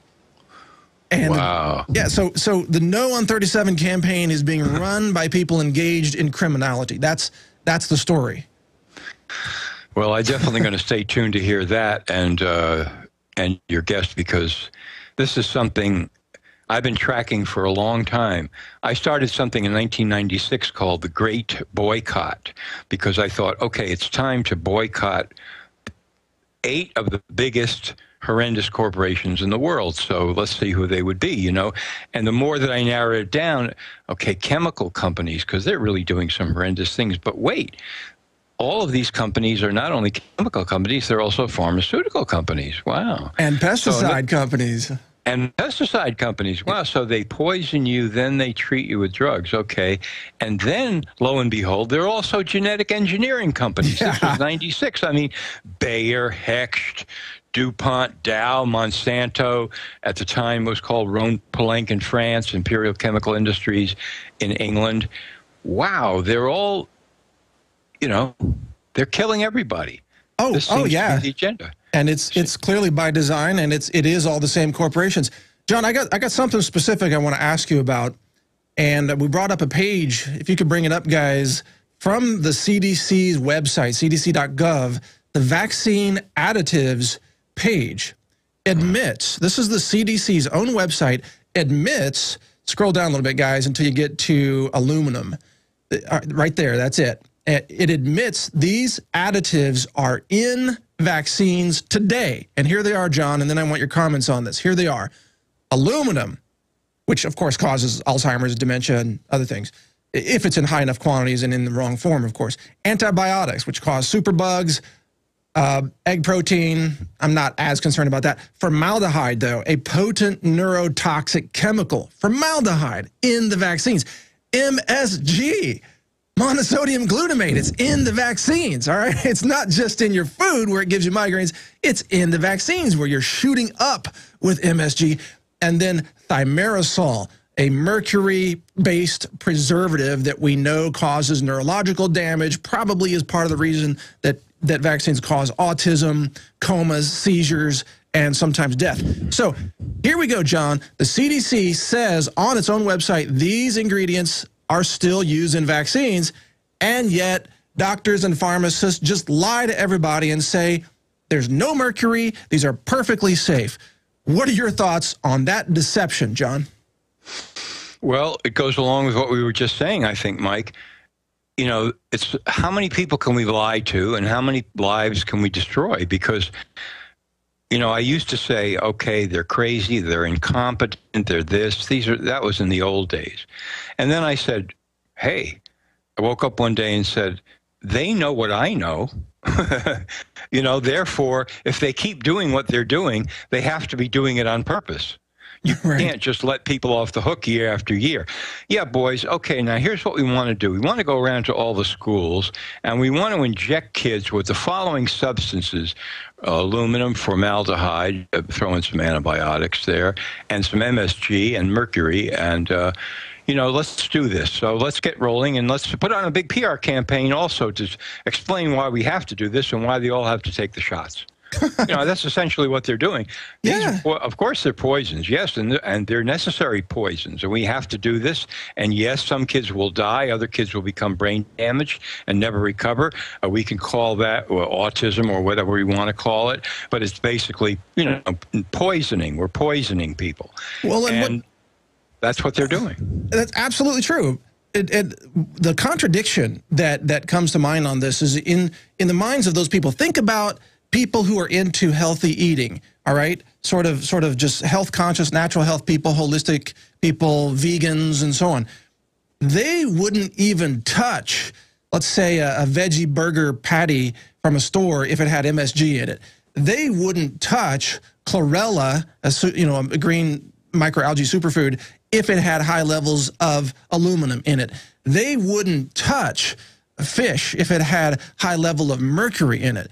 They wouldn't eat anything with formaldehyde in it. They wouldn't touch those substances, and yet many of those very same people, John, will line up to be injected with that stuff. I mean, injected with it. They wouldn't eat it.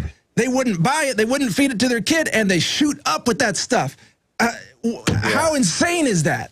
Yeah, I mean, think about it. It's the height of insanity. You're absolutely right. I mean, you'll see someone, I've seen people in Chinese restaurants, right, that will walk in there wearing a mask, like some environmental mask that they wear whenever they go out of the house.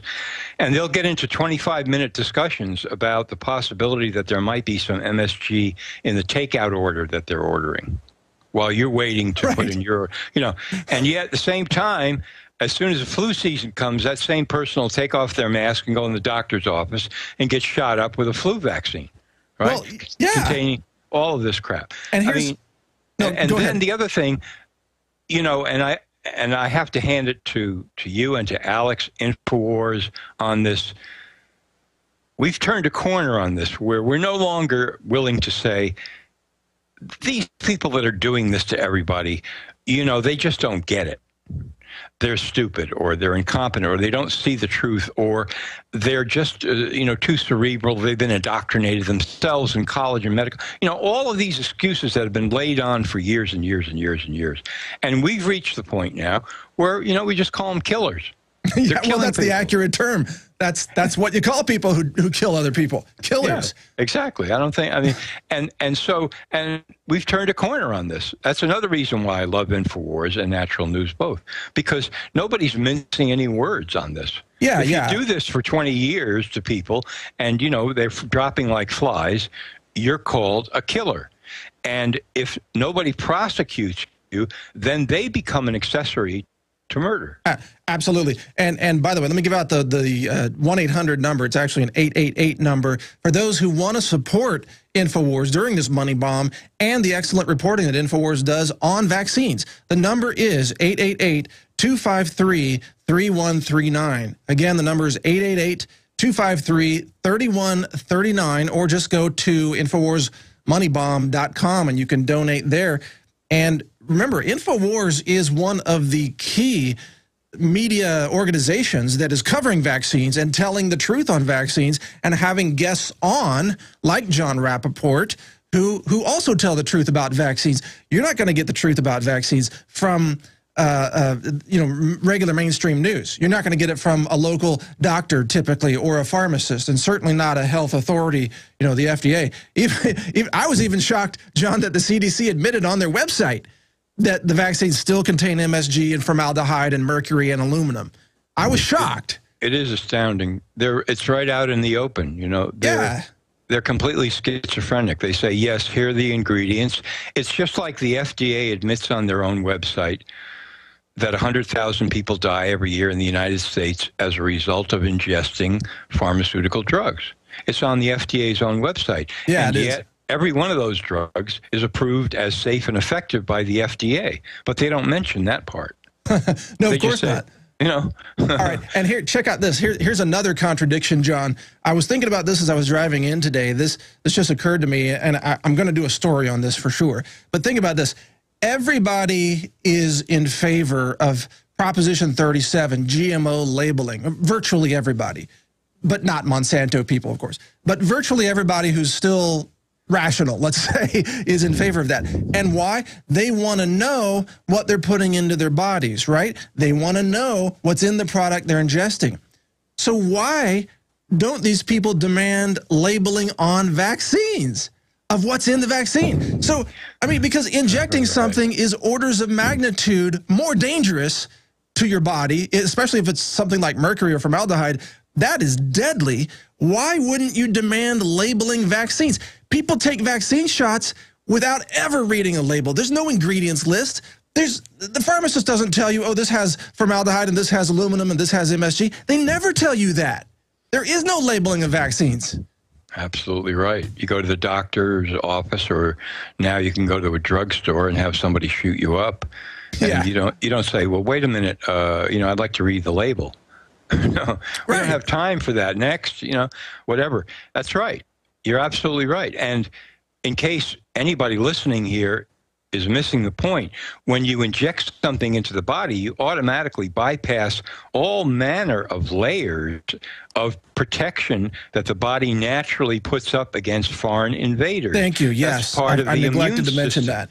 Part of the immune system. So when you inject something directly into the body, all of a sudden now you have, skirted past all of those immune defenses of the body. Oh, yeah. And now you're penetrating very deep, and the effects can be, as we see in little babies getting vaccinated that are brain damaged for the rest of their lives, it can be instantaneous, or it can take 48 hours, or it can take a month. But it's just horrendous. And think about it. Think about it. When you inject a vaccine, that's going directly into your bloodstream. And from your bloodstream, your blood obviously circulates to your brain, to your nervous system, obviously. So whatever's in your blood goes into your brain if it passes through the blood-brain barrier, right? And mercury does. So there you go. You inject mercury, that goes right to your blood. Your heart pumps it to your brain, and your brain absorbs it, and the mercury is like getting a heavy metal lobotomy. So these vaccines... Now, here's the other interesting thing, John. I want your comment on this. And can you stay another, 5 minutes or so? Is that cool? Sure, absolutely. All right. Sorry, I just get energized talking to you about vaccines. But the issue is, even if people think that the vaccine so-called science is legitimate, let's say that they believe in that whole idea that vaccines are a rehearsal for the body, where the body sees a weakened virus and then it builds antibodies. Now, I know you've completely demolished that nonsense fairy tale, but suppose people believe that. Even if you believe that, why wouldn't you want a clean vaccine that has no mercury, no MSG, no formaldehyde, no aluminum? Why wouldn't you want that? That's the question. That's right. And this is what people are waking up to. It's like, how could I have been so stupid as to not ask what was in it, and then when I see what's in it, to reject it automatically? The doctor tells me, well, it's not a problem. It's never been a problem, never will be a problem. Let me just roll up your sleeve. Wait a minute.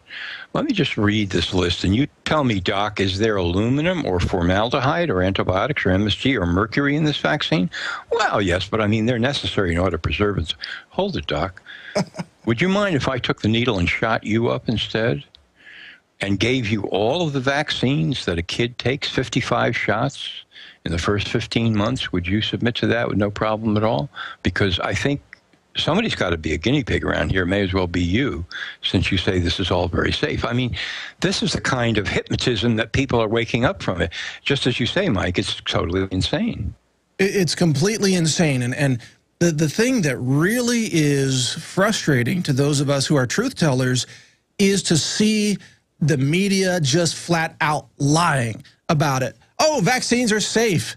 Don't be afraid of those wild rumors of side effects. They're wild rumors. There's nothing ever harmful in any vaccine. I mean, that's their blanket statement. And the pharmacists go along with it, and the doctors go along with it. It's a lie. It's the greatest lie in the history of medicine. I would say so, because that's the cornerstone of medicine. Yeah. They feel that they can fall. If everything else fails, they can always fall back on this thing. The vaccine and how many lives we saved. And, of course, when you start to look at that, you see the truth. But people should know out there, the InfoWars audience, that Bill Gates has already granted money to research, to track down every website on the Internet that is, quote, anti-vaccine, and to begin to take countermeasures, serious countermeasures, to stop all of this information from spreading out, all these lies, contradicting the truth of the wonderful vaccines. Oh, we've already seen that. This is a campaign. This is underway, and it's going to increase. We're attacked constantly. Yeah, absolutely. And that proves the point. because there have been numerous occasions when I've said, and other people have said, hey, let's have a debate. I'll rent a hall in Los Angeles. I'll guarantee you I'll get 5,000 people there. And you bring your scientists and I'll bring mine. And let's debate the whole issue of vaccines, not little sound bites, but a 4 or 5 hour debate. And we'll do it live streaming and video it for the world for free to see. And then people can make up their own minds. Well, no, but this is the new system. They don't want to debate anything on the facts, whether it's vaccines, whether it's GMO, whether it's even the national debt. I mean, look at Romney and Obama on stage. Neither one of them actually debating the economic reality in which America finds itself. They're just showmen, peacocking around to look the best and to look the most presidential without actually covering anything that matters. And by the way, real quick, we're going to go to break here in just a minute. During the break, we're going to play the video report featuring Aaron Dykes and Melissa Melton, where they interviewed a Whole Foods executive admitting that Whole Foods sells unlabeled GMOs. So that's coming up during the break. Wow. And we're going to continue with you here, John. Right. But they were telling me, but everybody sells unlabeled GMOs, so it must be okay. Oh, hey, we're out of time already, John. Okay, Mike. It's good to chat with you. Yeah, great to talk to you. Always, Mike. You too. Have a good day. And stay tuned and listen to the Prop 37 news we have coming up. And here comes the video report right now. We'll be right back after that with more news, as well as some of your calls. Stay with us here on the InfoWars Money Bomb. We'll be right back.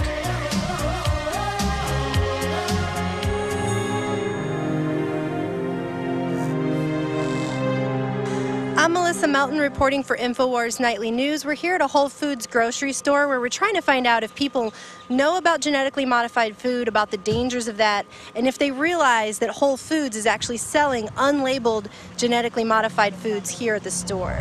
Do you mind if I ask you a few questions? You know, I don't have time. Oh, okay. I don't really even know what GMO is, to be honest with you. Have you ever heard of genetically modified food? Not much. GMO, have you heard of that? I've heard of that regarding corn. Have you heard of GMO? Absolutely. Are you concerned about it? Absolutely. Do you support the labeling initiative? Absolutely.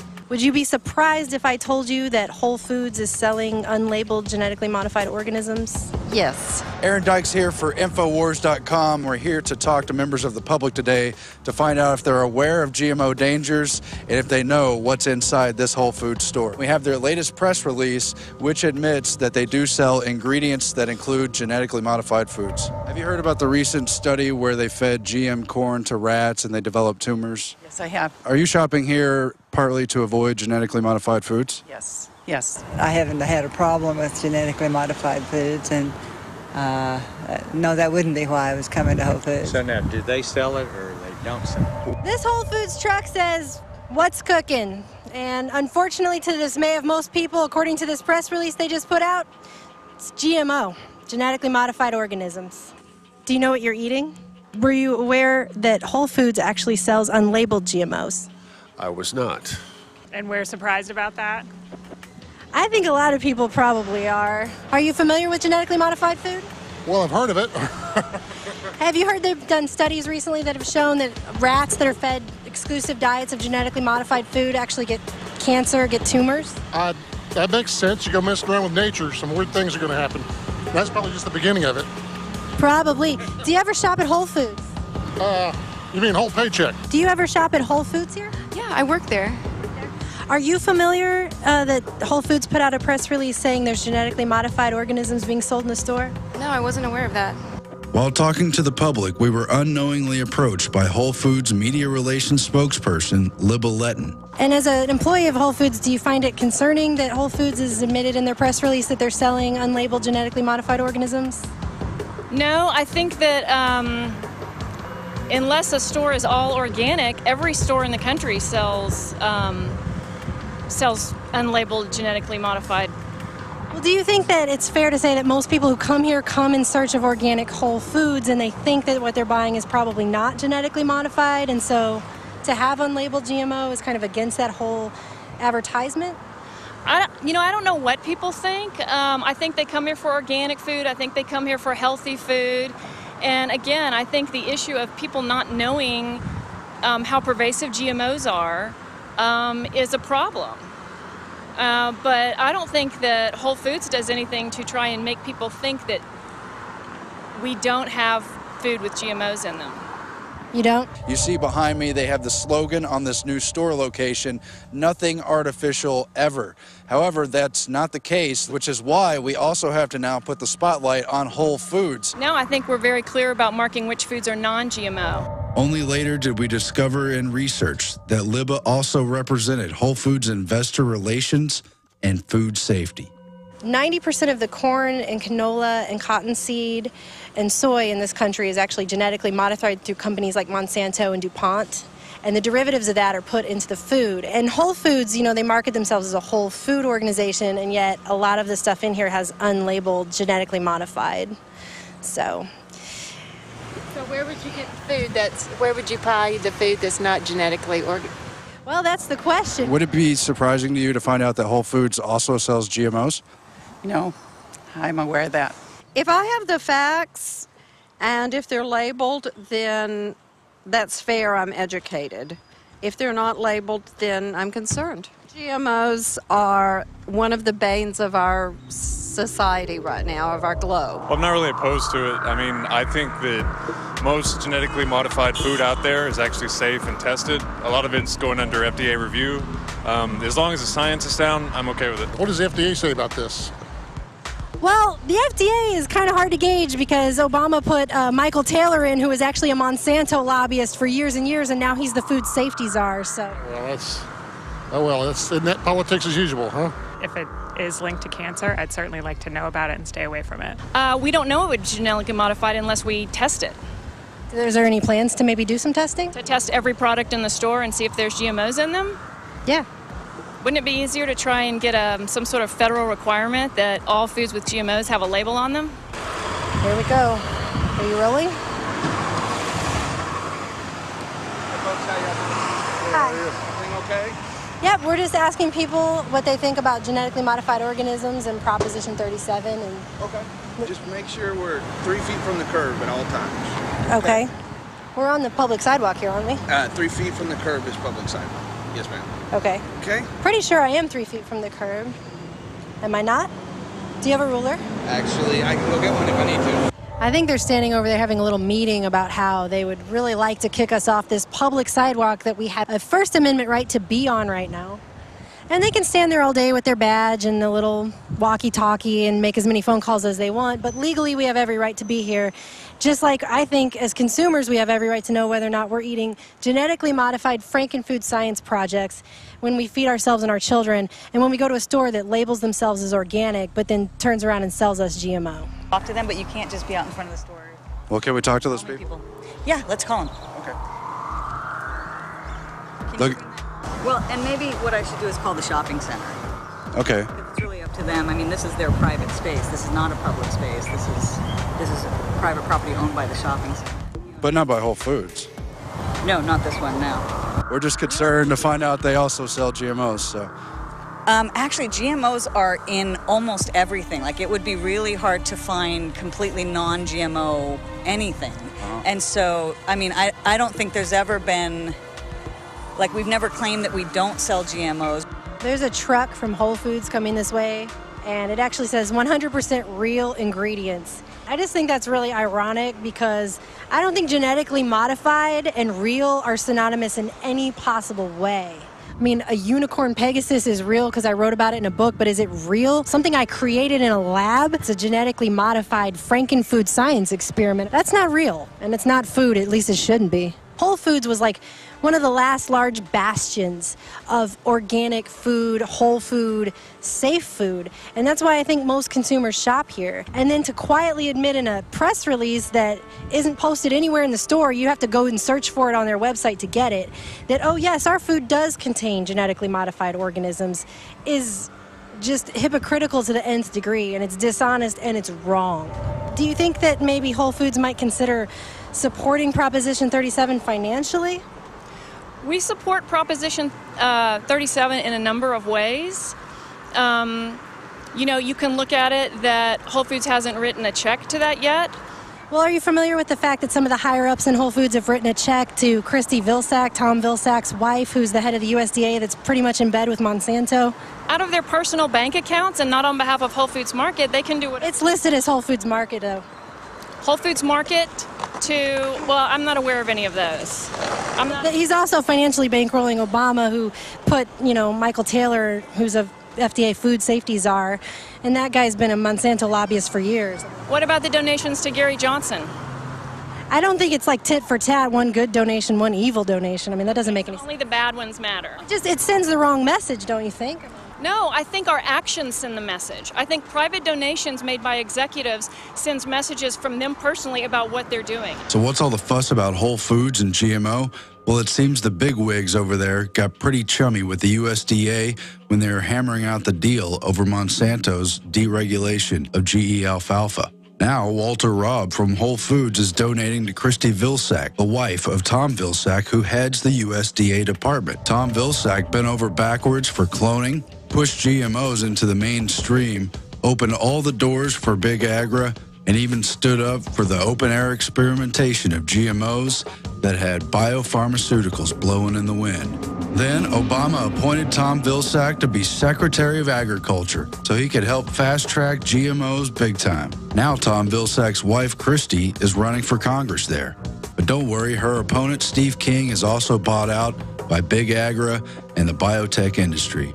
The only question is, why would Walter Robb or any organic industry executive want to cut checks to the wife of someone who's fought Monsanto's fight every step of the way and done nothing but deceive the organic industry about regulating GMOs? Well, what's really kind of troubling about Whole Foods also is that while they won't back Proposition 37 financially, some of their higher-ups have financially backed and donated to the political campaigns of people like Obama, who put in Michael Taylor as our food safety czar, who was a Monsanto lobbyist for years. He's now the FDA food safety czar. You've got them financially backing Tom Vilsack's wife, and he's the USDA Secretary of Agriculture, who's totally in bed with Monsanto. So it's like, you won't give money to Proposition 37, but some of your higher-ups are personally giving money to people they should be 100% against. So I completely agree with that. I mean, they're all corrupt. It's disappointing. They're really big business, and they're getting bigger all the time. And Mackey has a pretty good history of not straight dealing. So, Mr. Mackey, I would tell him to go straight south. As we try to protect ourselves through organic food and avoid GMOs, are we making Whole Foods a sacred cow, hoping they're an ally for our cause of eating natural, wholesome, organic foods, when in fact their leadership has sold out to the USDA, has met at the table with Monsanto, and has compromised with them, and in fact stocked GMOs on their shelf? The science is in. The recent GMO study on rats serves as a stark reminder that what we don't know can hurt us. And duping an already uninformed public is just plain dangerous and evil. While we agree that labeling non-GMO is a start, it simply does not follow that Whole Foods knowingly selling GMO products without at least warning the public, not just with some quiet press release, but with actual signage on store shelves, is wrong. Waiting for bought and paid for politicians to fix the problem is nothing short of leaving customers to fend for themselves against a clear and present danger while raking in the profits. For InfoWars Nightly News, I'm Melissa Melton. And I'm Aaron Dykes.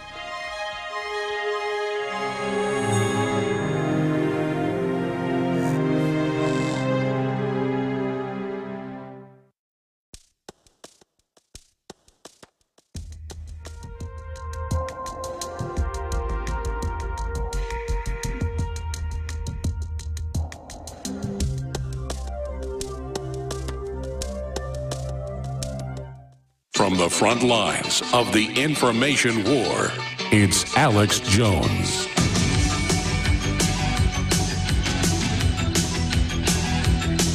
And we're back. This is Mike Adams, the Health Ranger, hosting InfoWars Money Bomb. Thank you for continuing with us. We've got some very interesting information coming up. I also want to open up the phones for people who want to call in to talk about preparedness, survival, the coming debt collapse, the coming economic collapse. That's the topic to call in on. You can ask me questions. we can dialogue about whatever you want in that realm. Here's the number: 877-789-ALEX. 877-789-2539. Got that? 877-789-ALEX. So go ahead and call in there, and we'll take some calls, and we'll chat about some of what's going on in the preparedness realm. A lot of interesting information. Feel free to ask me questions. I teach preparedness courses. So if you've got a question that you think I can handle, I'll be happy to answer it. If I can't handle it, I'll say so. And maybe we'll find another caller who can answer it. By the way, it's really fun being here during the Money Bomb. Yeah, there's the number, 877-789-ALEX. I just noticed the sign in front of this camera that says, all hosts face this camera for Money Bomb. But I started out the show facing that camera. You guys should have a sign over there that says, all hosts face that camera for Money Bomb. Yeah, look to your left. Yeah, for those of us who are like so used to going to that camera.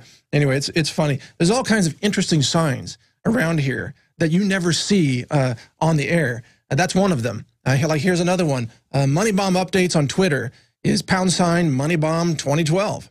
And then behind that, there's another sign, and I kid you not, it says at least twice a week, we must do whistleblower interviews for 1 hour. Not complying will result in tasing and or the use of other non-lethal forms of coercion. That sign's been here a while. I remember seeing that one months ago. I don't think, excuse me, I don't think that's ever been enforced. Has it? Has there ever been a taser unleashed in this office? Not yet.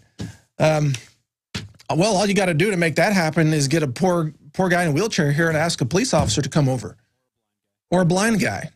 Yeah, any someone with a disability, put them in this office, call the police, and they'll be happy to come over and tase them, right? Because I guess that's what they do. Look, I'm making a bad satire joke. I don't, not all cops are bad. I know a lot of cops are listening, and we appreciate the good ones. Believe me, we really do. All right, now, as the calls are coming in, here's what we're going to do. We're gonna cover some of the big issues here about the coming financial collapse, the coming food crisis, and the coming police state. I'm going to give you some of my thoughts on that. And guys, just let me know when we've got callers in, and we'll get them on the air. So here's my take on it. We are late in the game. If you're not prepared right now, if you are not living in the country right now, you're late. You're behind schedule. Things are accelerating. The pace is quickening. You have got to get a handle on this situation. If you don't have spare food, if you don't have a water filter, and I'm not just saying that because InfoWars sells the ProPure water filter. I've been saying that for 10 years. You got to have a water filter. Otherwise, you're just not prepared. If you don't have a way to defend yourself and your family and your property, whether that's with firearms or maybe people in an area where they choose not to own a firearm for whatever reason, I'm in Texas, so everybody's got firearms here. That's the method that works, tried and true, proven technique. But you got to have a way to defend yourself. You also need to have backup copies of all your important documentation. Do you have a copy of your passport? Do you have a copy of your birth certificate? I know somebody in Washington who doesn't, but you should have yours in case you need it, in case your originals burn down, get burned up, if your house gets looted, if the bank, the safe deposit boxes at banks, those are not going to be safe. They're going to be looted, most likely, in an economic collapse scenario. So how are you going to prove who you are if you have to, if the road checkpoints are set up, if they're asking for ID? How are you going to prove it? You need to have backup copies of all that information. Now, what about your skills? Do you have the ability, the skill to actually go out in a garden and plant seeds and grow food and harvest that food? I know a lot of people read books on this. It's like reading a book about playing the guitar and then thinking you're a musician, or reading a book about firearms and thinking you're like a battle master. You can't just read books about gardening and think that you have the actual physical skills and the physical endurance to do it. For one thing, you're going to get blisters all over your hands, by the way, just from gardening, okay? Just from working the tools, you're going to get blisters. And if you're not used to that level of physical exertion, then it's going to be something that's too much for you. You need to get those skills now. Get out there and practice growing some food. Get out there and practice with your firearm if that's, again, something that you choose to use to defend yourself. You need to get out there and practice using a water filter. You might own a water filter, but I bet you for 90% of you listening, that water filter is on a shelf, isn't it? I know I'm guilty of that too. I did that too for many years. And I finally pulled out, I have a big Katadyn filter, or Katadyn. It's like a camp filter. It's huge. It's like one of those $1,200 ceramic water filters from Katadyn with a giant pump on it. Finally pulled it out. Said, I better learn how to use this because I don't want to be on the day of the collapse trying to figure out all my gear. You know, that's the big mistake that we all tend to make. We accumulate gear, we accumulate food and seeds and all these things, and then we don't know how to use it when we need it. And this is true for firearms too. A lot of you guys out there, you have your firearms, you have your rifle, but you forgot to thread lock everything. So when you need it, if you're in a firefight, all the stuff's falling off your rifle, okay? Lights are falling off, scope is falling off, the foregrip is falling off, everything's falling off your rifle, or pins are coming out or whatever because you didn't thread lock it. You need to thread lock anything that's going to come off of that rifle or even a pistol if you've got a light on it or a laser sight or what have you. If you're not thread locking that stuff in place, it's going to move. It's going to move when you don't want it to move. Believe me, I've seen many guys at the range with just stuff falling off of all their guns. It's kind of not a good way to do it. Now, finally, we do have callers on the line we're going to go to in a second, but I want to give a shout out too, real quick, to Aaron Dykes and Melissa Melton for their piece on Whole Foods that you just saw a few minutes ago. That piece, if you really look at that piece, that level of reporting, that is the new 60 Minutes, but better than 60 Minutes because we tell the truth around here. You see, you know, why isn't 60 Minutes interviewing Whole Foods? Why aren't these other journalism news magazines interviewing companies about fluoride, what's really in the fluoride, about the mercury and the MSG in the vaccines? Why aren't they doing those stories? Because they don't want to tell the truth. They don't want to really do serious journalism anymore. The real serious journalism is happening right here at InfoWars, and that's why we need your support. So go to InfoWarsMoneyBomb.com, make a donation as a vote for real investigative journalism that will continue as long as you support it. You can also call in to donate at 888-253-3139. Again, the number is 888-253-3139. That's the call-in number, or the donation call-in number. And with that said, let's go to our first caller, Robert in Tennessee. You're on the air. Go ahead, sir. Can you hear me? Robert, yeah, I can hear you now. I'm just asking, how are you today, sir? I am doing good. How about you? I'm doing all right, man. I got an email from from Infowars.com letting me know about this 48-hour telecast or radio cast that you guys are doing. So I had a question for you, and I don't know how well you can answer it or not, but go ahead. My wife works she's actually in school and she's finishing up her degree to be an RN, and she is being forced to take a flu shot this year at the hospital that she's doing her clinicals at. Clinicals being, where you go to kind of follow along with a nurse, and so she's not really employed by this hospital. Okay, right. And we have followed Alex and this show for a few years now, and we have kind of line in the sand as far as what we believe and what we're going to do, and if it ever, when it got close to home, and this is kind of coming close to home. We don't take flu shots. We don't believe in it. We don't want to do it, and she's being forced to take the flu shot, or she could possibly fail her class. All right, and obviously not be a nurse. I've got some of an answer for you. Obviously, the first thing is to, if possible, avoid the shot, but that may not be possible if she wants to keep her job, is what I'm hearing you say. So here's information that's not often talked about with vaccines. Most of the people who are vaccine damaged are those who are injected with vaccines at the time that they are nutrient deficient. So they're typically deficient in vitamin C, the natural stuff, not the synthetic stuff made from genetically modified corn. They're deficient in minerals. They have suppressed immune systems because of exposure to other toxic chemicals. They typically have poor diets and so on. So the vaccine damage, it's real. People do have seizures and do have comas and do have death and headaches. In fact, about 1/3 of people getting vaccine shots have headaches, which is actually a sign that the vaccine is eating your brain. Literally, it's destroying your brain in that moment. But your wife can actually increase her intake of superfoods and natural sources of vitamin C, such as camu and nutrient-dense superfoods like chlorella, spirulina, or even Enerfood. The InfoWars store here sells Enerfood, which is a really fantastic superfood, very high-quality chlorella in that product.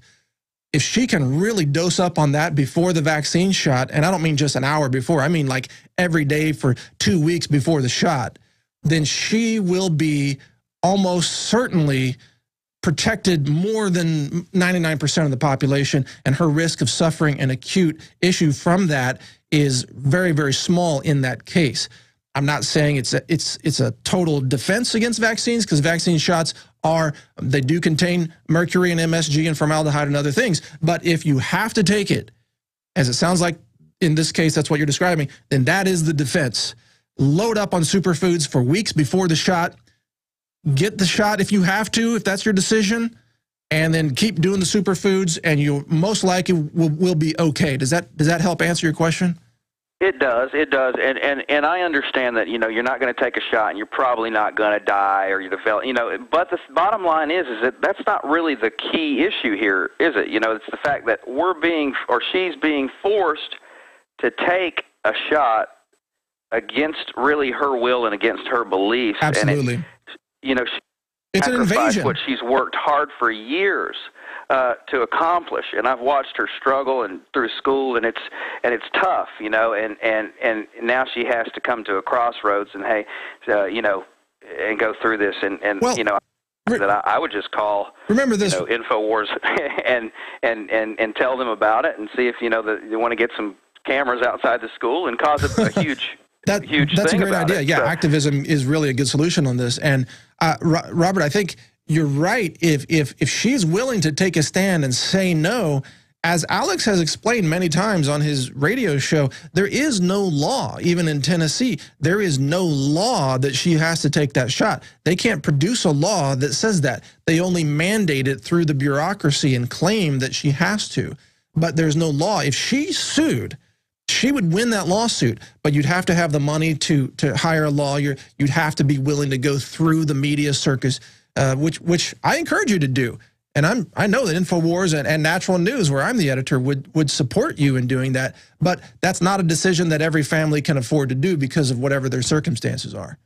It's true, but I do have the means to be able to do that, and but she's just worried that, if she does create the stink, where's she going to get a job when it's all said and done? Well, she'll be blackballed. She won't be able to get a job in nursing if she says no to that, probably. And you're going to have to fight the system. And fighting the system it's a very admirable thing, but it's also a very, very costly thing in terms of time and financial resources and even just emotional resources. So that's why I admire people who stand up and fight the system so much. Many of those you hear right here on InfoWars, and Alex himself, of course, is probably the greatest example of someone fighting the system day after day. It takes a lot of energy. Not everybody's got that kind of energy to do it. So thank you for your call, Robert. I really appreciate your input, and I wish you the best. And if you do want to stand up to that, contact us at Natural News, and you can also email showtips@infowars.com with that information. We'll see what we can do to help you out. Guys, how many minutes we have here? About 3? Okay, yeah, 3 minutes. Let's take another call. Randall in Florida. Randall, you're on the Money Bomb here. Welcome. Thank you very much, sir. This is a first-time caller to the InfoWars show. I'm from FEMA Region 4. All right. What's on your mind, sir? Well, one of the things I wanted to say alongside of the vaccines and stuff and being forced into taking vaccines, I was actually studying to be a CNA when I came down to Florida, and I'm pretty much not allowed to go into any nursing homes whatsoever because of vaccines. Because you won't take a vaccine shot? No, sir, because every time I take a vaccine shot, it makes me sick as hell. Yeah, because it's poison. Allergic. Yeah. I am allergic to MSG. Absolutely. Yeah. Do you get a headache? A migraine? It gives me a headache, gives me migraine. I turn whiter than white. Dude, those are signs that you're being poisoned. I mean, any rational doctor should say the same thing. I didn't mean to get too casual and call you dude, but I mean, it's like... It's okay, man. It's totally fine with me. Yeah, all right. But yeah, you're smart not to take that vaccine shot. So what are you doing now for work? I also want to say that, I'm also fighting the fight down here in Florida over friggin' fluoride in the water. Because Good for you. It's such a horrible thing to put to people. I read all the stuff on it. Absolutely. Well, good for you. We need more people like you. I know there are a lot of citizens in Portland, Oregon, who are also fighting against fluoridation there.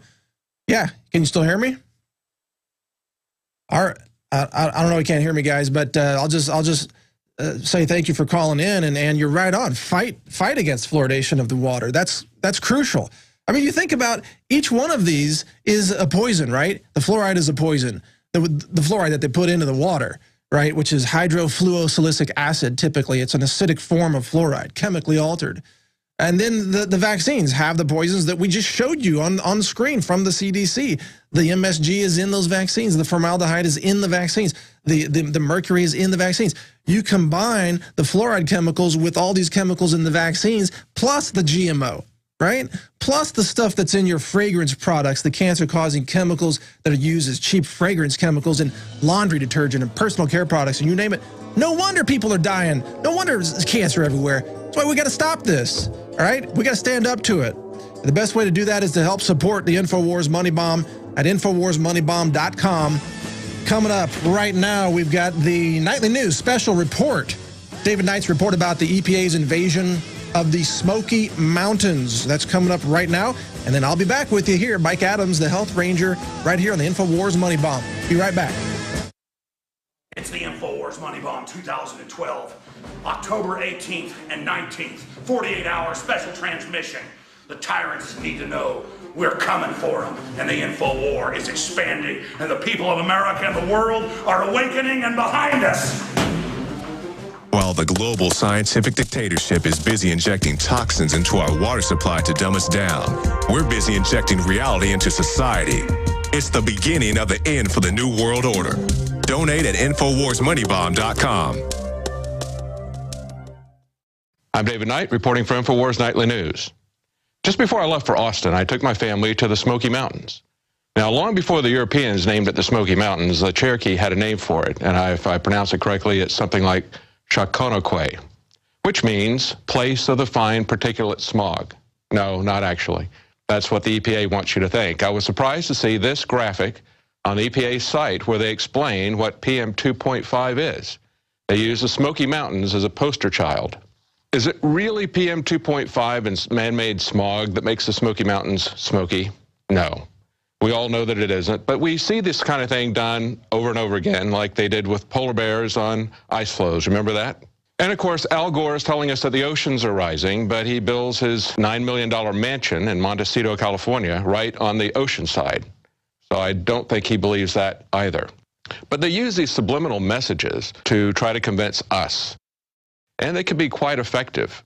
And speaking of bears, every mountains gets a handout that looks like this, warning you about black bears. As my wife was reading that to the small children, I started thinking a lot of the stuff they were saying about bears could be said about government, especially about the EPA.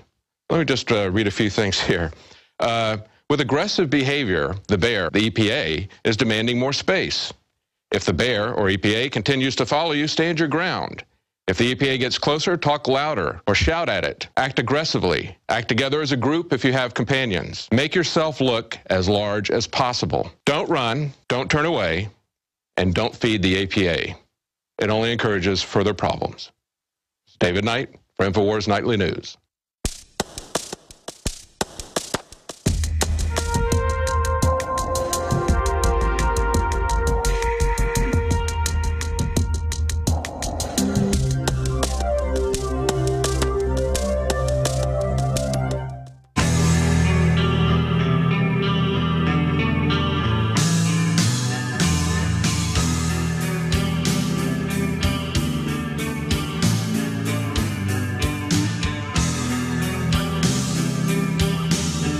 All right, that was a great piece by David Knight, and love that guy's voice, by the way. He's got a good future here. In fact, just a good future in broadcast. In fact, you know, the whole team here is really just amazing. And it's like every time I come here to host the show, when I'm invited, you know, once or twice a month, there's always new people here. And it's amazing because everybody's so good. It's like, you know, InfoWars is just attracting the best of the best. You got Jakari Jackson, you got Badandi. I just met David Ortiz today. I haven't seen his pieces on the show yet, but I met him. And David Knight I met, and Melissa, she's out there. I mean, it's like when I walk into this office, to get to this office, I have to walk through like the hall of who's who of alternative news. It's pretty cool. Actually, Rob Dew's out there, Darren McBreen is out there, Marcos, and the whole team. And then, of course, Aaron is like hiding off in his own like cubbyhole office somewhere else. It's like totally different part of the building. It's anyway, because, you know, he doesn't want to be disturbed. He's busy. He's always busy working on stuff. He's working till late night. Anyway, it's just a great crew. I'm just happy to be here and to know these people and to have that camaraderie and that trust and that working relationship to be part of this operation. It's really an honor and a privilege. Now, in this segment, here's what we've got. We've got Melissa Malkin is going to be joining us from the Yes on Prop 37 group out of California. And guys, let me know when you got her on the phone, okay?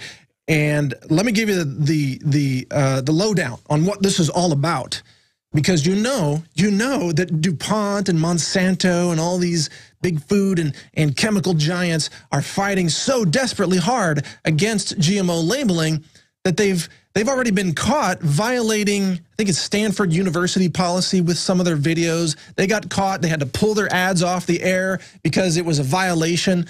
They weren't allowed to do that.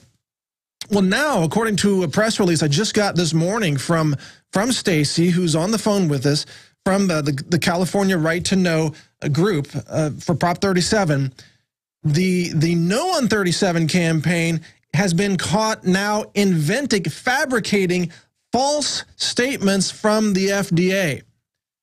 False statements, and then illegally using the FDA symbol on a mailer. Here, there's a shot of it right there. This false statement here, the U.S. Food and Drug Administration says a labeling policy like Prop 37 would be, quote, inherently misleading. That is false. That is fabricated. And they're mailing that out to people in complete violation of all ethics, of even probably law. So we're going to talk to Stacy now to break this down and give you more details on this. Stacy, welcome to the InfoWars Money Bomb. It's good to talk to you again. So good to talk to you, Mike. Thank you so much. Yeah, thank you. Thank you for all that you do. I know you are working just as hard as the crew here is working. Tell us about this latest thing where they're just inventing quotes from the FDA and using the FDA logo. What's the deal? Well, they have no regard for the truth. Absolutely no. The Proposition 37 opposition is, spending almost $1 million a day bombarding California with an ad campaign of deceit and lies, of which this is just the latest example. And as you said, they just stick the FDA logo on their campaign propaganda with a quote that FDA never said and send it out to voters across the state. So why don't they just invent a quote from President Obama and say Obama says GMOs should remain a secret and put the presidential seal on the envelope and mail that out to people? Exactly. I know. I'm wondering if we can get away with, saying that the Department of Defense says GMO labeling is the highest priority for the country and stick their seal on it and send it to voters. Just say it's a matter of national security. I mean, exactly. I mean, it's just incredible. They have no regard. The law is very clear that you are not allowed to knowingly affix a government seal to documents, and it's punishable by up to 5 years in prison. So it's in the hands of the Department of Justice now to see if they want to investigate it and look into it. We're in a fight here to get the truth to California voters and just battling an onslaught of an incredible avalanche of lies. This is the real problem with what's happening. The corruption in America is so off the charts, where you've got people like John Corzine, right, whose organization took billions of dollars from investors like Gerald Celente, and he never got prosecuted, never even got arrested. didn't have to do the perp walk, and is never going to be prosecuted. There's never going to be an investigation. You've got so many issues out there where there's obvious criminal misconduct in other situations where there's just runaway criminality, like the gun running into Mexico, Operation Fast and Furious. And yet nothing ever happens to these people. And what you're bringing up with Prop 37 is really the same thing. It's just runaway, lawless, perhaps outright criminality, and nobody's held accountable. What do you think? That's about right. You know, as you mentioned, they misrepresented Stanford now 3 times, and it's just an incredible situation. I mean, they put this Dr. Henry Miller, who's with the Hoover Institute, right-wing think tank on Stanford campus, in their ads with Stanford's buildings in the background and identify him as an MD at Stanford. Well, he's not. So yeah, they that was got a lie. in trouble for that, had to take down the ads, reshoot them. Wasn't he just working in an office that was on the Stanford campus? That's yes, he works at the Hoover Institute. And not only that, he's on TV every hour of every day, all day long, telling voters that Prop 37 makes no sense, which is having an effect on the polls, incredibly. But this guy, most of his commonly decent things that make sense to the rest of us don't make sense to Henry Miller. He is a radical ideologue. He wants to bring DDT back to the United States. He's attacked Rachel Carson. He's written that low levels of nuclear radiation may be beneficial to our health. He wrote a piece about that after Fukushima. I mean, this guy is crazy, and they're putting him in front of California voters saying, trust him. He knows what makes sense and what doesn't, and people are going for it. So we're just shaking our heads saying... Well, Stacey, I think that your opinions are just outlandish. I think we should have some Diet DDT soda. I think we should turn Fukushima into a cancer treatment center where you just walk through there. There you go. And you're cured of cancer. And I think, they should have like DDT shampoo. The world according to Henry Miller. That's the Henry Miller Inc. Exactly. I love that. And a simple label is too scary, but, DDT and Agent Orange and radiation, not scary. But a label we cannot handle. I mean, it's crazy. I think voters are going to see through it. I really do. I think they are starting to get sick of seeing and hearing ads every 2 minutes, starting to question. I did get a phone call today from a woman who said, I haven't paid any attention to Prop 37, but I saw an ad on TV, and I noticed it was funded by Monsanto. Can you get me a yard sign? I don't like Monsanto. Yeah, I mean, isn't it like the world's 10 largest pesticide companies are in fact donating money to the No on 37 campaign? That's true. The top 6 funders are the biggest 6 pesticide companies. And here's what's outrageous is 3 of them are European companies that can't grow GMO crops in their own countries. That's 2 German chemical companies and 1 Swiss chemical company. Not allowed to grow GMOs there, but they're going to spend millions of dollars trying to convince California that we don't even have a right to know. So there has never been a more clear division of poison, and the poisoners, the so-called scientific poisoners, versus people who are just trying to protect honest labeling, honest food, honest agriculture, honest parenting, so you can buy foods for your children and you know what's in them. There's never been a more clear division. This is the issue of our time. It's the people versus the corporate poisoners. It is, and it's really a true test. Do we have a democracy left in this country? Can a people's movement win out? Or I was thinking about writing a piece. Can 6 pesticide companies, 1 crazy doctor, and pet food really take down a people's movement? And that was Henry Miller's whole thing on TV, was trying to convince people that Prop 37 is confusing because pet food would be labeled. Well, look here. The big sign with the No on 37 campaign is that their ads don't even mention GMO. Never, not once. They won't utter the phrase genetically engineered because they know people would obviously want that labeled. So they use all this obfuscation and this trickery and this deceit, and then making up the false quote from the FDA, and then violating Stanford University policy and just lying. I mean, these people are evil. Look, if Henry Miller is going to be the spokesperson for this, and if GMOs really cause cancer in humans the way that we've seen they've done in rats, if this continues, Henry Miller may end up killing more people than Adolf Hitler. Well, I certainly think that Henry Miller is not a friend to children and not a friend to health and not a person who we should even entertain for a second as a credible spokesperson. yet they've trotted him out. Well, now they've taken him down, and they're going to shift their tactics. Now they're showing doctors on TV, been claiming that 500 doctors support their position, which is just flat out, again, just fabrication. a lie. Yeah, sure. Most just make of the that major up. health and doctors groups are supporting GMO labeling, and they're supporting Prop 37, the American Public Health Association, Physicians for Social Responsibility, the California Nurses, all the major health groups. Well, hey, you know, go back to the ads in the Journal of the American Medical Association in the 1930s. More doctors smoke Camels than any other cigarette. There you go. More doctors support DDT than any other pesticide. More doctors support GMO than any other genetically engineered artificial food. I mean, it just never ends. It's just a new poison, new generation, but the same old lies. So how do we wake people up? I mean, that's the question. How do we get the truth out in the midst of this incredible bombardment of lies on TV that do manipulate people's thoughts?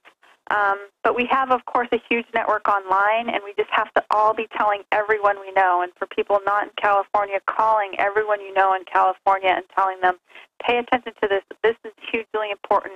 We can win, but only if every single one of us gets out there telling the truth. Absolutely, absolutely. And in fact, you know, one of your biggest allies in this fight, Stacey, has been InfoWars. Alex Jones has covered GMOs exhaustively. They've published my stories on GMO. They've published videos. They've had other guests on GMO, Jeffrey Smith, Ronnie Cummins, many others. In fact, you've been a guest on the show, I believe, when I was hosting before. Yes. The InfoWars is a big ally for GMOs. So, folks, please support InfoWars. They need your financial assistance to keep doing this job. So go to InfoWarsMoneyBomb.com or call this number to donate now. 888-253-3139 and help support this organization that is speaking the truth about GMOs and demanding that consumers simply have the right to know that in a free market we should have honest labels so that we can make an informed decision. It's the basis of a free market economy is actually having information.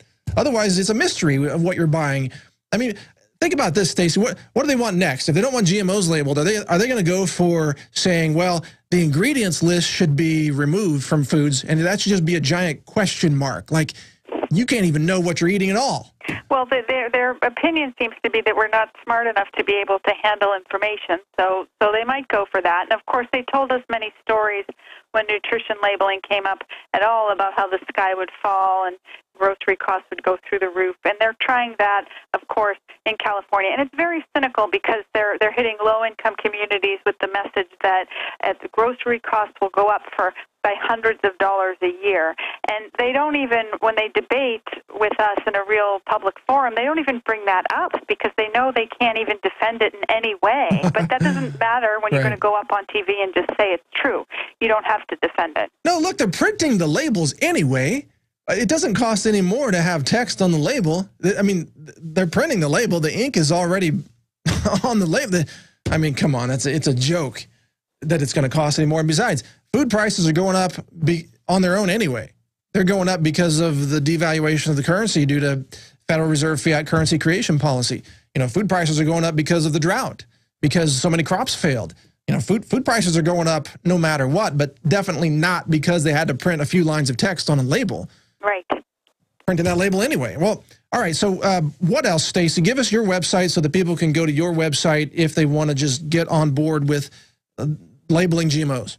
Yes, please. Check out our website, yeson37.org, and you can sign up for our listserv. We're sending daily emails to help folks figure out how to plug in. Today we sent one that said orange jumpsuits for the No on 37 campaign because they've now looks like they may have actually violated federal law and could end up behind bars. We can only hope and dream. But we do send out some fun stuff on our listserv actions, how you can plug in. We're doing phone banking. We're asking folks to please donate. Every dollar counts to help us get up on the air. And you can find out all that on yeson37.org. All right, excellent. Yeson37.org. And, of course, you can continue to see editorial coverage of that issue here on InfoWars, the website Infowars.com. And, of course, I'm covering over at naturalnews.com on a pretty regular basis there, too. We have a lot of focus on this issue. Stacey, are you okay to take a call or two? Do you have a few minutes? Oh, yeah. All right. let's do that. Now, to the callers, I know you may have called in on the preparedness topic, and I apologize. We're shifting gears here, but we're going to go back to preparedness after this segment. But if you have a question for Stacy, I'd like you to give us that question about food labeling and about GMO and about Monsanto. Let's talk about that. I know we've got, Nicole in Michigan on the line. Nicole, are you there, and do you have a question? Hello, Nicole. All right, Nicole's not with us. Mary in Philly, are you with us, Mary? I am. Hi there, Mary. How you doing? Hi. I'm all right. How are you? Doing good. We've got Stacy with us from the Yes on 37 campaign. Do you have a question or comment about GMOs? Yes, actually, I'm really happy about how InfoWars has expanded. I've been with you guys for years, and I'm really happy that Alex Jones' message is really starting to, get some speed. But my thing is, I'm an African-American woman, and my issue is getting my community to understand where we are at as a society, as a community, and get them to understand that we have to stop eating these poisons and start supporting things like Proposition 37. And how do I get the message out to them and try to convince them that this stuff needs to happen? Well, let me ask you, Mary, when you talk to people in your neighborhood right now, are they aware of GMOs?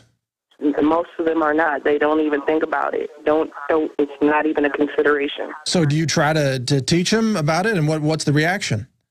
Absolutely. I try to teach them about it, and usually the answer is it's just food. It's just food. Wow. And it's not just food. There's just a lack of information. Let me ask our guest, Stacy.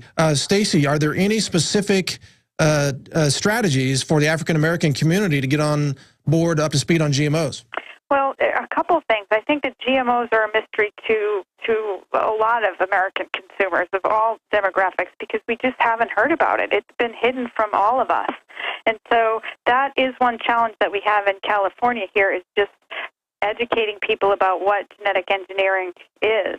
And we always talk to them about how it's the genetic material of one species being forced into the DNA of another in ways that can't occur in nature.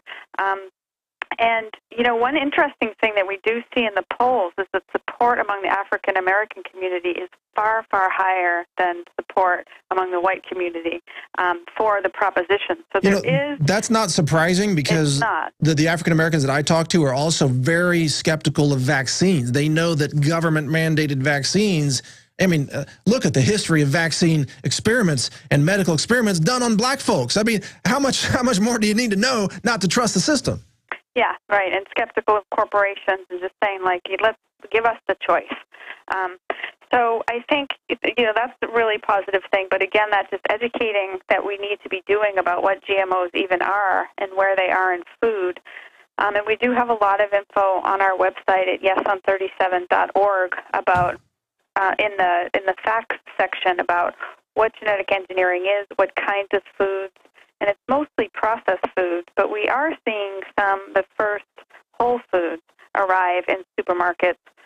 For example, there's a new sweet corn that's now on sale in Walmart that's been engineered to actually produce an insecticide within every cell of the corn itself. So it's pesticides not on the food where you can wash it off, but in the food. Yeah. And I think when people find that out, it becomes clear as an example because it's the same corn that we've always had all our lives, only as of this summer, it's not the same corn. It looks the same, but it's this engineered corn that absolutely should be labeled. And if Prop 37 passes, it would just say genetically engineered on the bin. Well, let me go back to Mary if you're still on the phone. Mary, what would your message be to the other African-American listeners who are trying to do the same thing you're doing and wake people up about GMOs? I'm sorry, could you repeat that? Yeah, what would your message be? There's a lot of people listening and watching right now, many African-Americans, of course. What would your message be to them that they can use to help in their communities and their families to wake people up?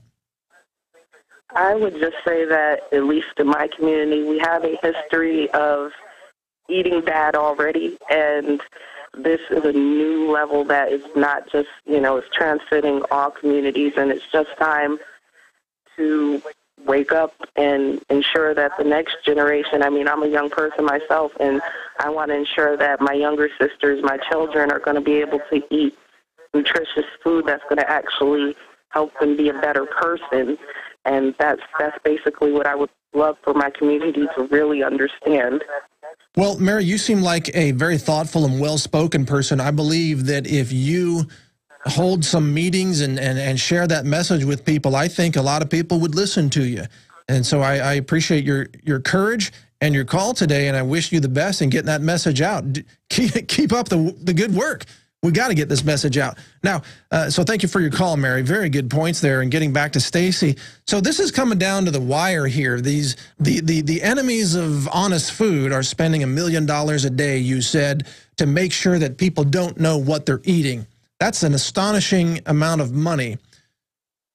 It is. The good news is they can't actually probably really spend much more. I mean, they're already saturating the airwaves. The challenge for us is we've got get enough money to get up on the air, and we do have money to run ads, but it's going to be tough to be competitive. Well, we're sending you a check pretty soon, by the way. Awesome. We've been raising money for you, but it's a drop in the bucket compared to Monsanto bucks. I mean, we can't compete with millions of dollars. You know what? They donated like $6 million just Monsanto, I think, right? Something like that. Yeah, $7 million. They're the largest funder by far. We can't compete, but we can. We need to get at least enough to get our message on the air, and then we have to just be blasting our online networks as much as possible, getting the word out to everyone. And we will. And getting people outside the state to call people that you know in California and talk to them about this. We're going to have a huge phone banking effort, so you can sign up for that on our website. Okay, that's on yeson37.org. And again, folks, support InfoWars, because InfoWars is on board with GMO, the issue of GMO.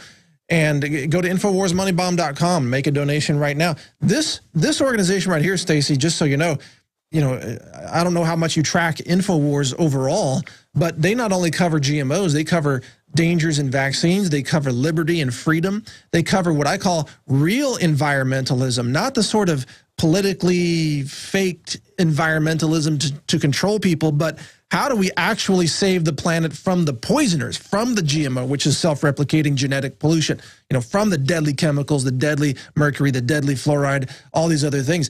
Really, InfoWars is legitimate environmentalism, even though a lot of people don't think of it that way. That's another thing that this group stands for. Really great information, and I really just want to thank you for being such a pioneer, both with your website, Mike, and also InfoWars, for educating people about genetically engineered foods, because that's really where I think the movement is coming from, the fact that people are waking up and people are going online to search out information and finding out about things that we didn't even ever think about before. And I think that's really what's driven what's happening here in California, because this is a true people's movement. I mean, it came from the ground up. It did not come from environmental groups. The opposition says it came from trial lawyers. That's ridiculous. It came from moms out on the street petitioning to get this on the ballot, saying, we want to know what's in our food. And these moms, many of them have seen their kids get allergies or get other chronic diseases, and they're starting to do research to say why. Why are so many kids getting sick? And they're finding out information about chemicals, concerns about genetic engineering, and saying, just give us a label. Stacey, we only have a couple minutes left, but I want to ask you that question about environmentalists. Where are the environmentalists on this issue of GMO? They're all MIA on GMO. OMG. That's crazy. But they should be the most outspoken people about the genetic pollution and how that could alter the ecosystems of the planet. But they're nowhere to be heard from. At least, I mean, I'm not aware of any big environmental group getting behind GMO labeling or questioning the safety of GMOs or anything. What's going on? Well, we are seeing some major groups come forward. Pesticide Action Network. Oh, that's true, yeah. Yeah, Environmental Working Group is doing great stuff. True. Center for Food Safety. So we are seeing, and, more would be great. I mean, like Greenpeace. Where's Greenpeace on this? Greenpeace has not been doing GMO work in the U.S. for years. They still do in Europe. They've been helping, though, behind the scenes. I mean, there's a lot of groups care about this issue. They don't have a lot of money to work on it, and this is sort of now what's happening in California, a revival of making this a forefront of the environmental movement. I think that will happen in the wake of this, and that we will see renewed effort across the country for GMO labeling and for testing and for, making a common sense system for dealing with GMOs. Well, yeah, because if you understand anything about ecosystems and sustainable life on our planet, like an oil spill in the Gulf, That's bad, but it can be remediated over time, perhaps with bacteria, for example, and it dilutes, and it again, it's highly toxic, but it dilutes and it goes away over time. It's bad, but not nearly as bad as self-replicating pollution, which is GMO. That stuff, it's like once you unleash it into the environment, you can't put it back in the box because it contaminates other seeds that then replicate and grow. And now you could be threatening the entire future of agriculture. We don't know, but it's a grand experiment. And why are we doing an experiment on all of the planet? Doesn't make any sense. Without even giving consumers a choice. That's why it's so important to do this now. And we have a chance to get this done in just a few weeks in California, but only if everyone comes up to the plate now and gets in the game. Absolutely. Well, Stacey Malkin, I want to thank you for your time, for your courage, for your dedication to this issue. And I want to encourage all those watching to not only support InfoWars at InfoWarsMoneyBomb.com, but also go to YesOn37.org and be part of this consumer revolution for honest food. Thank you for joining us, Stacey. Thanks so much, Mike. Have a great day. All right, you too. Great to have you on. Man, I love that group. They're getting some things done. They're rocking the boat. They're rattling the cages of the status quo. That's what we do around here. Yeah, and all of us do it. In fact, David Ortiz has a piece coming up in just a minute. It's he hosts a Man on the Street report and gets some local citizens' views about the Obama phone. I can't stop laughing about that one. And the Lifeline program. Some people are screaming Obama phone into my ear. Thank you, guys. Oh, man, I should have brought my Muppet. You know, the puppet on that Label It song? I should have brought that guy in here. We could have done the Obama phone lip sync contest. Yes, exactly. All right, stay with us, folks, right here on the InfoWars Money Bomb. This is Mike Adams. We'll be right back after this video with David Ortiz. Talk to you in a minute. All right.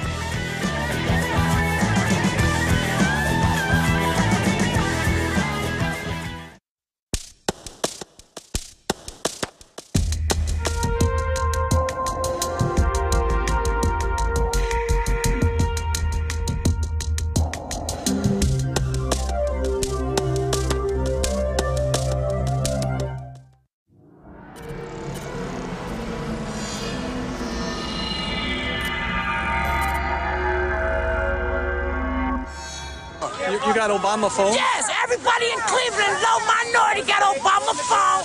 Keep Obama in president, you know. He gave us a phone. He gave you a phone. Do more. As the Obama phone video continues to go viral, the video has prompted many Americans to criticize the welfare state and the pitiful results most welfare programs have produced. One such program is the Lifeline Benefit Program, which has received rave reviews from the Obama phone lady and other low-income residents. I have about like 6 in my personnel. Each and every one of these phones work. At home, I know I have about 30, and all of them are on. Do you think it's a good idea for the federal government to charge $3 on your cell bill to give people free cell phones? I don't think so. I think a cell phone's not a necessity, so I don't think the government has this right to do that. Not at all. That's completely garbage. I mean, I pay $100 plus a month for my cell phone. I don't see why they're handing out free cell phones to other people. No. Why not? Well, I think it's a product. If people want to buy it and can afford to buy it, they should. But I don't think the government should be handing them out. Handing somebody a cell phone is an opportunity to get a job. It's an opportunity to call back your employer. There is no more public phones. So you can't just ask them to shove them in the public phones. They've been reduced by 90% in this country. So I think there should be a program. But every American who has a cell phone to pay $3 without being asked, that's not American in my book. So it should be optional? It should be optional. I don't think so. I think that's a controversial question, but I think basic human rights like food, shelter, healthcare should be given by the government, but not commodities like cell phones, no. Yeah, you see, I do have an issue with people reducing really complicated issues down to quick sound bites, and that generally people that are receiving government benefits aren't like living the high life and living in comfort. So I don't really have a problem with following the edict of helping the people that need the most help. I do. I think it's important to give a little to get a lot, and obviously we've all gotten a lot. I went to public school. I drive on the roads. I ride my bike in bike lanes, so I do believe in giving money so that other people can have something that I already have. Generally speaking, I don't have a problem with providing poor people with cell phones, especially when those poor people are women with children, and without cell phones, they find themselves in danger. We don't have pay phones anymore, so people can't just like walk around the corner and use a phone. So a low cost, bare bones cell phone for safety only makes sense. The FCC, which oversees this initiative, says phone ownership among this group has increased by an estimated 12% since the program began in the 1980s. According to the Cato Institute, since President Barack Obama took office, federal welfare assistance has increased by an estimated 41%. The organization also notes that over the past half-century, both the federal government and local governments have spent an estimated $15 trillion trying to combat poverty. However, during this time, the poverty rate has only decreased by about 4%. Is that stealing? I think it is, because it's not the citizens' rights. I mean, it's not the obligation of the citizens to pay for other people's cell phones. It's stealing in a sense. I mean, not over, in short, yes, it is. What if it went to poor people? I mean, I'm not the richest guy either. I mean, I'm not poor, but I mean, I don't have a lot of money, and I spend some of my money on my cell phone, so why can't other people? I don't think so. Why not? I think we all get a lot from the government. So I got roads, I got public school, etc. So I think public services are for the good of everybody. Well, I don't know if it's stealing. I think it's probably excessive spending on the federal government's part. I think as far as $3 go, I don't think it's stealing from the American public. But I do think, I don't know, I guess you would have to, public should be informed, is what I'm saying. So you should have access to the information of where it's going. If you don't, then I don't know if I would want to label it stealing, but I would label it wrong. Always fighting on behalf of liberty. For InfoWars Nightly News, I'm David Ortiz.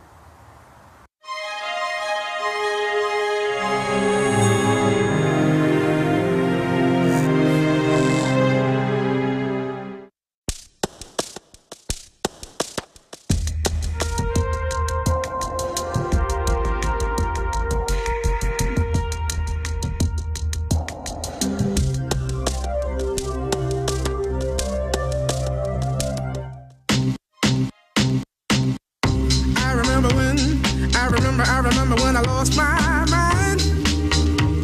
There was something so pleasant about that place. Even your emotions have an echo in so much space. All right, we're back. This is Mike Adams, the Health Ranger, here, hosting InfoWars Money Bomb. And wow, what a cool opportunity. We just heard from Stacey Malkin on the Yes on 37 campaign out of California.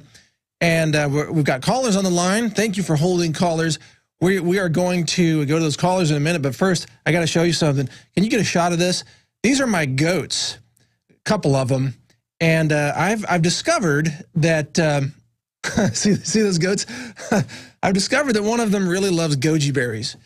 And her name is Nadia, and she's now been nicknamed Nadia the Berry Thief because she will eat all the berries before the other goats. And we milk Nadia twice a day. In fact, I got to go back and milk her this evening. And there's a Nigerian dwarf goat is what Nadia is. And you're seeing Yuki and Nadia right there. So goat chi berries, good one. Rob Dew just came up with that one. Goat chi berries. That's interesting because in Chinese medicine, goji berries are, of course, a good source of qi. In addition, I was wondering why they're climbing on the walls and trying to eat my pants when I'm walking around in the goat area. Anyway, they do literally try to eat everything. So you gotta keep your eyes on goats if you have them. But look, the reason I showed you that is because I want you to know that even as I'm advocating, all of us get prepared. And learn gardening skills and learn how to raise backyard chickens and learn all these self-sufficiency skills. I'm doing the same thing too. I'm doing it. And it's a lot of fun. I'm learning tons of things. I'd never raised goats before in my life. I didn't grow up on a farm. Had to learn that. And the first thing you learn when you raise goats is you got to learn how to build a fence to keep the goats in. So how do you build a fence that actually doesn't move a lot, even when the soil moisture changes through drought and rains and so on? And I'm learning a lot being here in Texas. And Texas folks are ingenious. They have a way to solve every problem with animals and fences and barns and agriculture. They are a very well-informed group of people. I'm happy to be among them, and it's a good area to be in. Now, I want to get back to callers. We've got Robert, actually from Texas, on the line. If you're still on the line there, sir. Robert, can you hear me? How are you doing? Robert, yeah, you're on the show. Hi. Hey, I live here in Austin, south of Slaughter, and point being is when I first started prepping, I had no experience like you, and I learned, and it was a messed up time. In other words, I made a lot of mistakes, but now I've gotten better at it, and now I'm starting to really become sufficient. It does take time, and you will make mistakes. Absolutely, it does take time. What were some of the biggest things that you learned along that journey? Well, I'm still learning, but one of them is I went over to Home Depot, and I got the mats for my grass because it was dead anyway. And so I put the mats down thinking, put the dirt on there and I'll grow. Well, guess what happened? The grass started growing, and it got through those mats. I didn't till. So that was just one mistake. And then another mistake I made is I planted my lettuce too late in the year, but now I got lettuce popping up. Yeah, and it's bolting into seeds and everything now, right? Yes. Yeah. Yes. And so, yeah, and I've got my 1 month supply of food that I got through eFoods Direct, just in case, and I've got my little filter. And so, but it's a frustrating thing, but you just got to stick with it because once it hits the fan, at least you're prepared. Well, yeah, and I'm glad you mentioned that you're going to fail a lot of times learning some of these skills. But if you ever really tried to grow some of your own food, for those of you watching and listening, when I was in South America, there was a point where I was literally growing 70% of my diet. That's the most I've ever done. I'm not at that level now, not even close. But to do that, it requires a lot of work, and I had help doing that. I had workers helping. So to do it on your own, man, it makes you realize what the pioneers went through, doesn't it, Robert? Yeah, yes, it does. And I really don't know what else to say but even if you're living in the city, if you have a balcony, start growing your own food because it does taste a lot better. That's pretty much it, Mike, and I enjoy your articles. Well, thank you very much, and thank you for your call, sir. Good to hear from you, and some good reminders on preparedness. That is number one. If you're not doing it now, if you're not out of the city right now, you're behind schedule. Get out of the city. I cannot emphasize enough how much the cities could become death zones literally overnight. In fact, you should get that book, the new book by James Wesley Rawls, the Patriots. I don't know the title of the new book, but it's the newest Patriots book by James Wesley Rawls. I'm reading that right now, and of course, it's filled with practical information. And of course, InfoWars is always giving you lots of good information on preparedness. Let's go to another caller, Scott Free in Denver. Am I getting that right? Are you there? You got that right. All right. Welcome. How you doing? Doing good. What's on your mind? Another wonderful day. It's a wonderful day in Liberty when we got a 48-hour money bomb for Infowars.com. Yeah, absolutely. Yeah. Well, so some of the topics I wanted to touch on with you with Mike is waking people up to the GMOs and getting prepared. I have more than a couple months supply of food. I secured 80 acres of land, and I'm trying to get out there and put a structure on it now. Well, that sounds like you're ahead of the game. You have a water supply already there? Yeah, we're zoned for a well. Again, I have to get out there and make sure I got Berkey water filters until then. And it says here you're in the Colorado area, is that right? Yep, we're in Denver, Colorado. So you have, how deep's your water out there? My land's out in Trinidad, so I'm not exactly certain what the technical distance is, but I know it's going to cost a few $1,000s, which I'm already planning for. Yeah, for sure. We had a well drilled here in Central Texas, and that can run, $12,000, $14,000, but the water quality is good if you go down that deep. Exactly. So what else have you learned in your preparedness plans that you'd like to pass along to our listeners?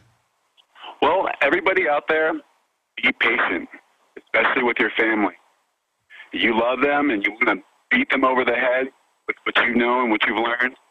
But again, it's like approaching a mouse or a rat, and you want to feed them something, and you don't want to make large movements to scare them away. I'm getting people that I love and care about to start coming around to the truth and waking up. Yeah, you're right, because they're not going to have time. I mean, the collapse could come suddenly, and you know, it's not good enough for them to just turn to you and say, oh, you were right, but they're still unprepared. One question I do have for you, Mike, concerning my mom.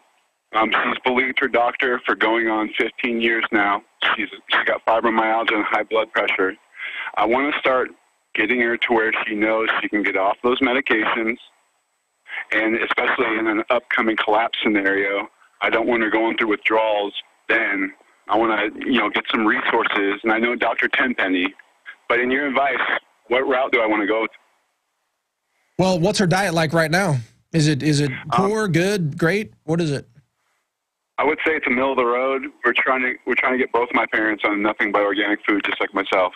All right. Well, first of all, you know, I'm not a doctor, so you know, disclaimer there. But just generally speaking, fibromyalgia is often associated with a magnesium deficiency. That's one thing to really look at, getting a high-quality source of magnesium. And the correct chemical bond of magnesium that you really want to intake in a dietary supplement is typically, I believe, magnesium orotate. You don't want a magnesium oxide, because that's a sort of the cheap rock version of magnesium. You know, if you're taking a magnesium supplement, get a good quality magnesium. Orotate is one of the forms. Oxide is the cheap form.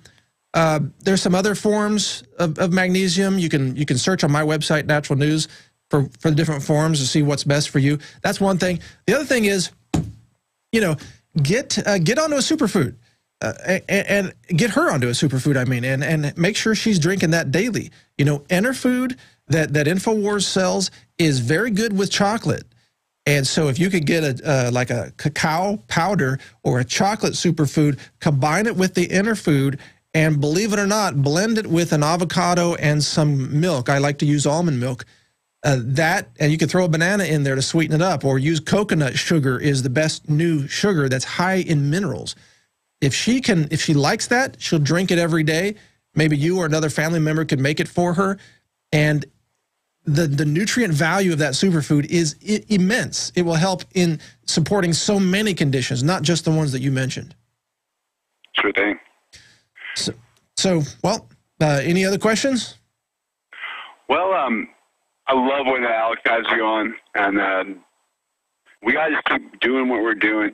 God bless you. In the name of Jesus Christ, I put a hedge of protection around all the InfoWars crew and everybody connected with the Liberty Movement. Thank you, Scott Free. Thank you for your prayers. They are much appreciated here, and by the whole team and myself as well. Thank you very much. Thank you for your call. Good points there on the call. So let's go to some other callers. Matt in Indiana. Matt, are you on the line? Can you hear me? Mike Adams, yes. Can you hear me okay? I sure can, Matt. Welcome to the InfoWars Money Bomb. All right. Hello out there to all the Info Warriors. I just had a question. You did a piece on Natural News about textured vegetable protein. Yeah. Well, I mean, I've been a vegetarian for 11 years now, and looking at Interfood or eFoods Direct, you know, one of their main ingredients in their food is textured vegetable protein. So not to try and cause any conflicts between that, but I was just wondering what your suggestion is and what you have found out about that. And then also I had a question about cilantro and aluminum from the chemtrails, and then also like these heirloom plants you buy from Home Depot. You plant, they grow, and then they don't produce any fruit on them. Oh, like hybrid plants is what you're talking about. No, heirloom. Oh, heirloom. And you? Yeah, I buy heirloom tomato plants from like Home Depot or wherever. And then when I plant them, they grow, but they just don't produce anything. So is it like... That's usually a mineral deficiency in the soil. That's usually what that is. That's pretty easy to solve in plants. Just go online and search for tomato plants not flowering, and you'll typically get a list of minerals that's deficient in. I don't happen to know what mineral that might be, zinc or boron or something like that. Like melons need a lot of boron, for example, to taste sweet. Okay. But on your previous... I had a question about cilantro. I mean, it's a good chelator of metals in the body. But if you grow that in the garden and there's aluminum in the air, aluminum in the soil, does it absorb that aluminum so then whenever you eat that to get rid of the metals in your body, you're just intaking more metals? Well, okay, that's a great question. I'm glad you brought that up. Cilantro does bind to lots of metals, including aluminum, including arsenic and mercury as well. Truth is, there's a lot of arsenic in the soil everywhere. And, you know, it's interesting. There's a lot of scrutiny about arsenic in certain foods, but people are typically blind to the fact that there's actually arsenic in everything. There's arsenic in powdered milk. There's arsenic in the vegetables you're getting at the store. There's arsenic in bananas. You know, but it's bound to it's bound. Right, and it's not just mined out of the ground like a metal rock and, you know, dissolved in sulfuric acid or whatever. It's actually bound into the plant. So cilantro, even if there's some arsenic or some aluminum in it and you take that into your body, you're not likely to absorb that arsenic because it's going to stay bound to the cilantro that you're actually consuming. It's going to pass through you. And the same thing is true with chlorella, by the way. All chlorella grown everywhere in the world, and it's only really produced in 4 countries. That's Japan, Taiwan, China, and India. And there are issues in every country. Taiwan's probably the cleanest source of chlorella that you can get. And in fact, Enerfood uses Taiwan chlorella, so it's the cleanest source of chlorella in a superfood. I happen to know all this stuff because I research this stuff day in and day out. But chlorella, even if it has a little bit of arsenic in it, a little bit of aluminum, is not that big of a deal because it binds to it and carries it through your body.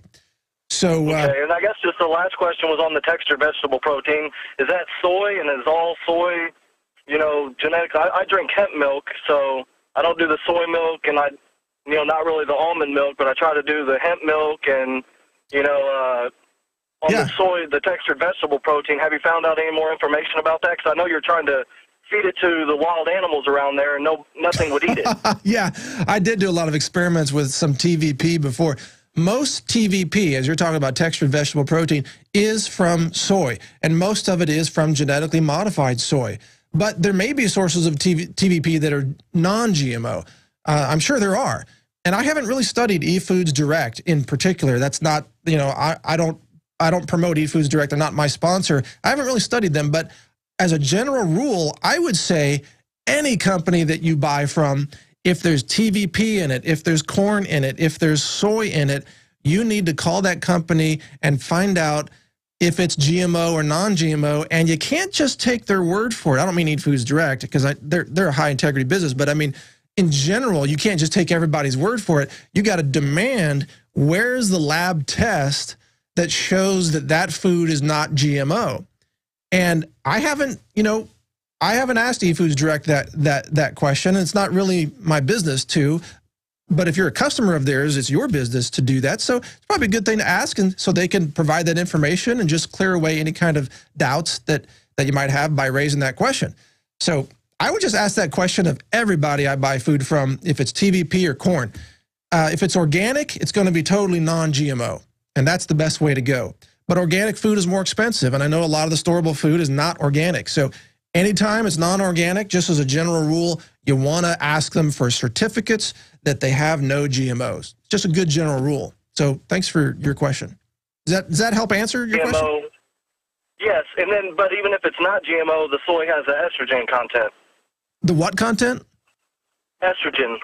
Oh, the estrogen content. Yeah, well, soy has estrogen mimickers in it, but the real issue with soy extracts like TVP is actually the way it's extracted, usually with hexane. Hexane extraction is found in soy proteins that are used in some infant formulas, and I don't like that hexane extraction. So, you know, there's a lot of questions to ask, and you want to do business with organizations that you trust and that are going to provide that documentation. Just as a general rule, it's just, you know, just a good business practice, and it's a good practice as a consumer. So anyway, I hope that clears it up for you. I hope I'm not getting too technical with all this food science stuff. But anyway, does that answer your question? Yes, sir, man. Thanks a lot. Keep doing what you're doing. All right, you bet. Happy to. Thank you for your questions. We got into some detail on that. Anyway, what do we have here? Definitely several minutes left. We're going to take some more calls here, but before we do that, if you appreciate the value of what you're getting from InfoWars, be sure to donate at InfoWarsMoneyBomb.com. Do that. Just go to the website, vote with your dollars for information that you believe in, for information where all of us here, we always try to tell the truth. We're not 100% accurate. We're probably like 99-point-something% accurate. And when we make a mistake, we admit it and we correct it. But we try to tell the truth. We try to empower people. We try to give you information that makes you healthier, better informed, better able to survive what might be coming our way. And InfoWars is leading that charge. So you can also donate by phone. Call now at 888-253-3139. Again, that number is 888-253-3139, or go to InfoWarsMoneyBomb.com. Now we've got Lori on the phone from Phoenix. Lori, welcome to the broadcast. Hello, Mike. Hey, how you doing? I'm doing good. Just listen to the show all day. Awesome. That's a fun day. Grab some healthy snacks and tune in, right? Right. I just wanted to, of course, give thanks to Alex and you. I woke up about a year and a half ago, so I kind of already, I think I was half awake. But I wanted to say a lot of people call in and ask what they can do to do something other than just have all the information and not do anything. I actually found a couple groups of people that started something here with organic gardening, and a couple of them are knowing what's going on, knowing what's coming, and so they want to start like an actual community that shares their gifts and shares their food instead of, using GMO'd food and sounds all like a that good idea, yeah. So I just think that's a good idea. I don't know how to garden to save my life, so I'm trying to learn. Well, you just used the right term, garden to save your life. That skill can literally save your life. So you're on the right path, and you're doing it with a local group then, right? Yes. Excellent. That's a great idea. Everybody, we should encourage others to do the same thing. Yes. I'm not plugging anything, but I just want to say I became an article writer for an online print thing, and that's where I voice my opinion on things that are going on. So you'd be surprised what you can do when you really start thinking outside of the box, outside of your normal life. Absolutely, yeah. Do you have a blog site or something you want to share? No, it's the Examiner here in Phoenix that I write for. Okay. So just if people really start just thinking outside of their comfort zone, they might be amazed at what doors open up. That's true. You raise a really good point that this is not an academic exercise just to become an expert in alternative information, which is really more and more mainstream information. It's not just so we can sit around and impress each other with how much we know about the Bilderbergers or whatever the case may be. This is about action. This is about making a positive change. This is about surviving. This is about peaceful revolution. We want to make changes for the better. That's what, that's what revolution really means, to help us move forward and revolve the system into a new system that is improved. And we can, in the case of the Constitution, to revolve all the way 360 degrees back to the system that we know worked, the Bill of Rights, for example. But it's funny, actually in a lot of philosophy, they talk about the spiral, where you're returning to the same concepts, but now at a higher level. So we're returning to the Constitution and the Bill of Rights, but now expressed in a more profound way, in a more advanced society, let's say. But the Bill of Rights is the core that we keep coming back to, and it's got to be. Free speech has got to be the core, private property rights, the right to be secure in your person and property, and so on. All of these things, the right to keep and bear arms, for example. All of these things must be essential elements, even as we spiral and evolve and grow and add layers of complexity to society, and embrace new technologies and expand our awareness on all of these things that we do as human beings attempting to move forward as a civilization. It's a big deal. But anyway, I'm sorry I got off track with the caller there, but thank you, Lori, for your call about gardening. That's very good information. And we have just 2 minutes left. I want to take one more call, but before we do that, coming up in just 2 minutes or so, we've got a short video of the Money Bomb auction and some of the gifts that are available with your donation. So they are giving away some good items for you and a few auction items that are available to help raise money for this organization that is doing such great work in what's now mainstream news. This is the new mainstream. So let's go to, is it Ed in Arizona? Ed, can you hear me? Yeah, can you hear me? All right, yeah, I can. Welcome to the broadcast. Go ahead. Funny, I'm actually in Tucson, so not far from the last caller, but I know you're not a medical doctor, you don't give medical advice, but what would you say about psoriasis and skin issues? Yeah, skin issues are usually typically a result of, it's an inflammation symptom that's expressed in the skin, and it typically goes along with inflammation of the large intestine, believe it or not. There's a very strong link between skin health and large intestine health.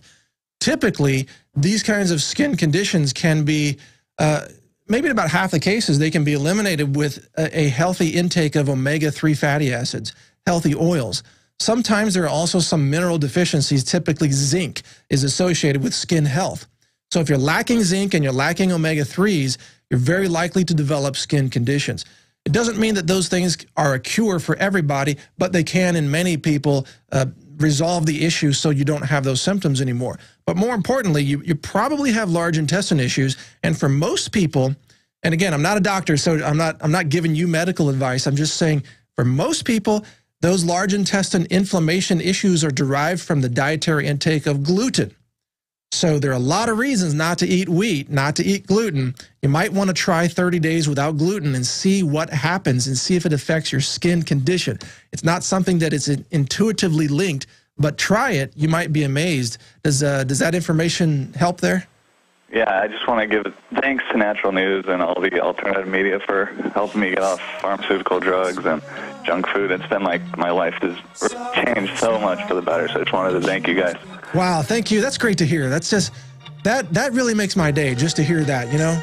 We don't hear it from, I don't hear from a lot of people a lot of the times. I just keep writing and educating. It's nice to hear the impact in your life and how it's helped. So thank you for that. And thank you for your calls. We've got a short video straight ahead. We'll be right back. After this video, I'll be here with you. Stay tuned.